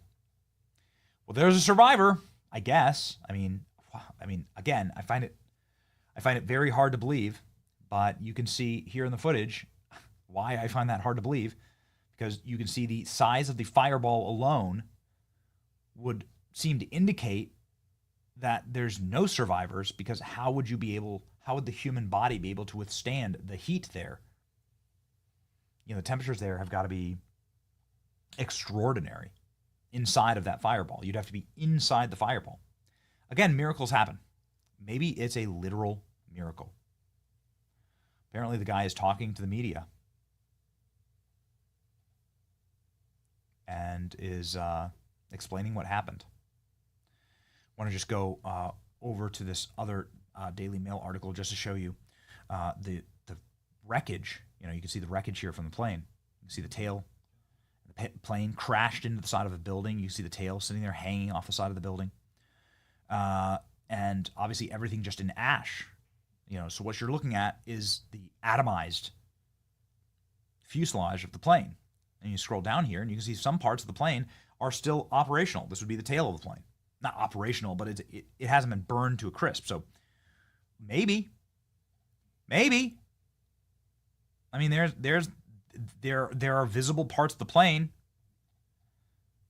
that are, you know, that survived. Go down farther in the article, please. You can see a wing here. There's the wing of the aircraft, the tail of the aircraft. And I guess miracles do happen, right? So there's obviously the burning charred remains, but you can look here. There's the wing. And again, it's intact, I suppose. And here's the tail of the plane that is also relatively intact. I mean, you can see it, you know. So I don't know. This is insane. Miracle in seat 11A. British survivor walking away from the crash. All right. That's the news, ladies and gentlemen. If you believe in miracles, then maybe our verse of the day is for you. Isaiah 41. Do not fear, for I am with you. Do not be dismayed, for I am your God. I will strengthen you and help you. I will uphold you with my righteous right hand.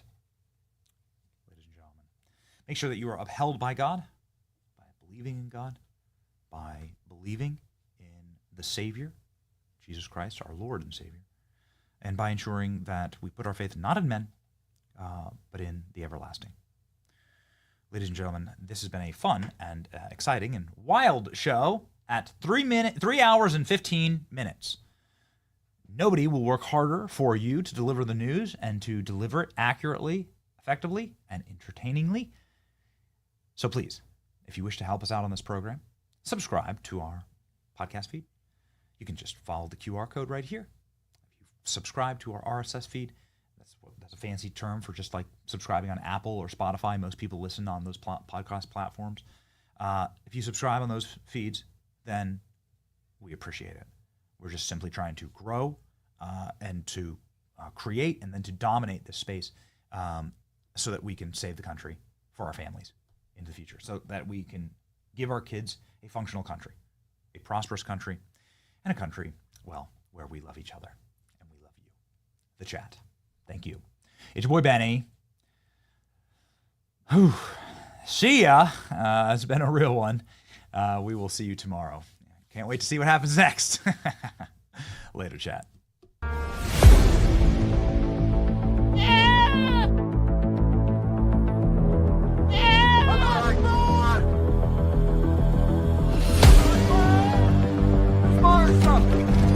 We got a bogey. Ballroom, this is Whiplash 1. I've got the bogey in my sights. Whiplash 1, what is it? I've got no idea. And you are clear to engage. Hit it.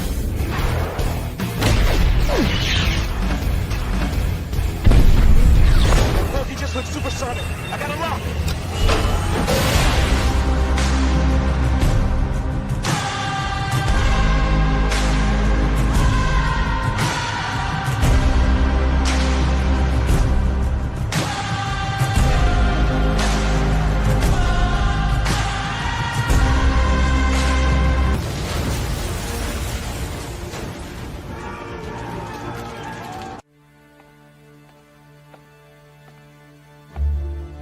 My God, I actually pity those poor bastards we're going up against. My God, I do.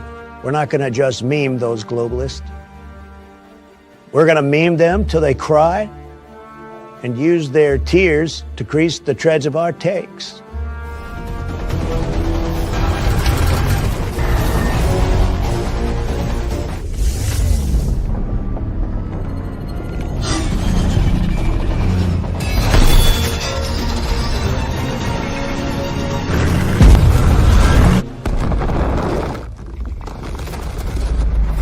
running us over, you're shooting us, all because of the color of our skin.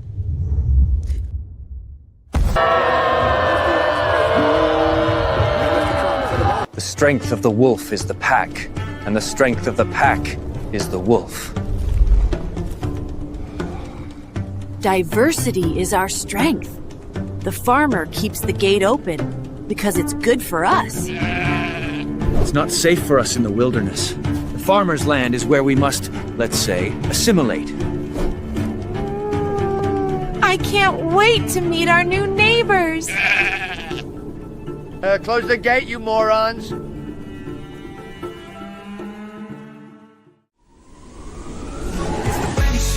Where the truth gon' be, faith and freedom on your TV screen. Stand up strong, battle through the night. The Benny Show's here, bringing liberty to light. From the speeches to debates, Benny sharp like a blade, cutting through the lies, watch the truth cascade. With the warrior's heart, this man never fades. You know it's prime time when Benny invades. From saving the nation to stories untold, the Benny Show's a storm, see the truth unfold.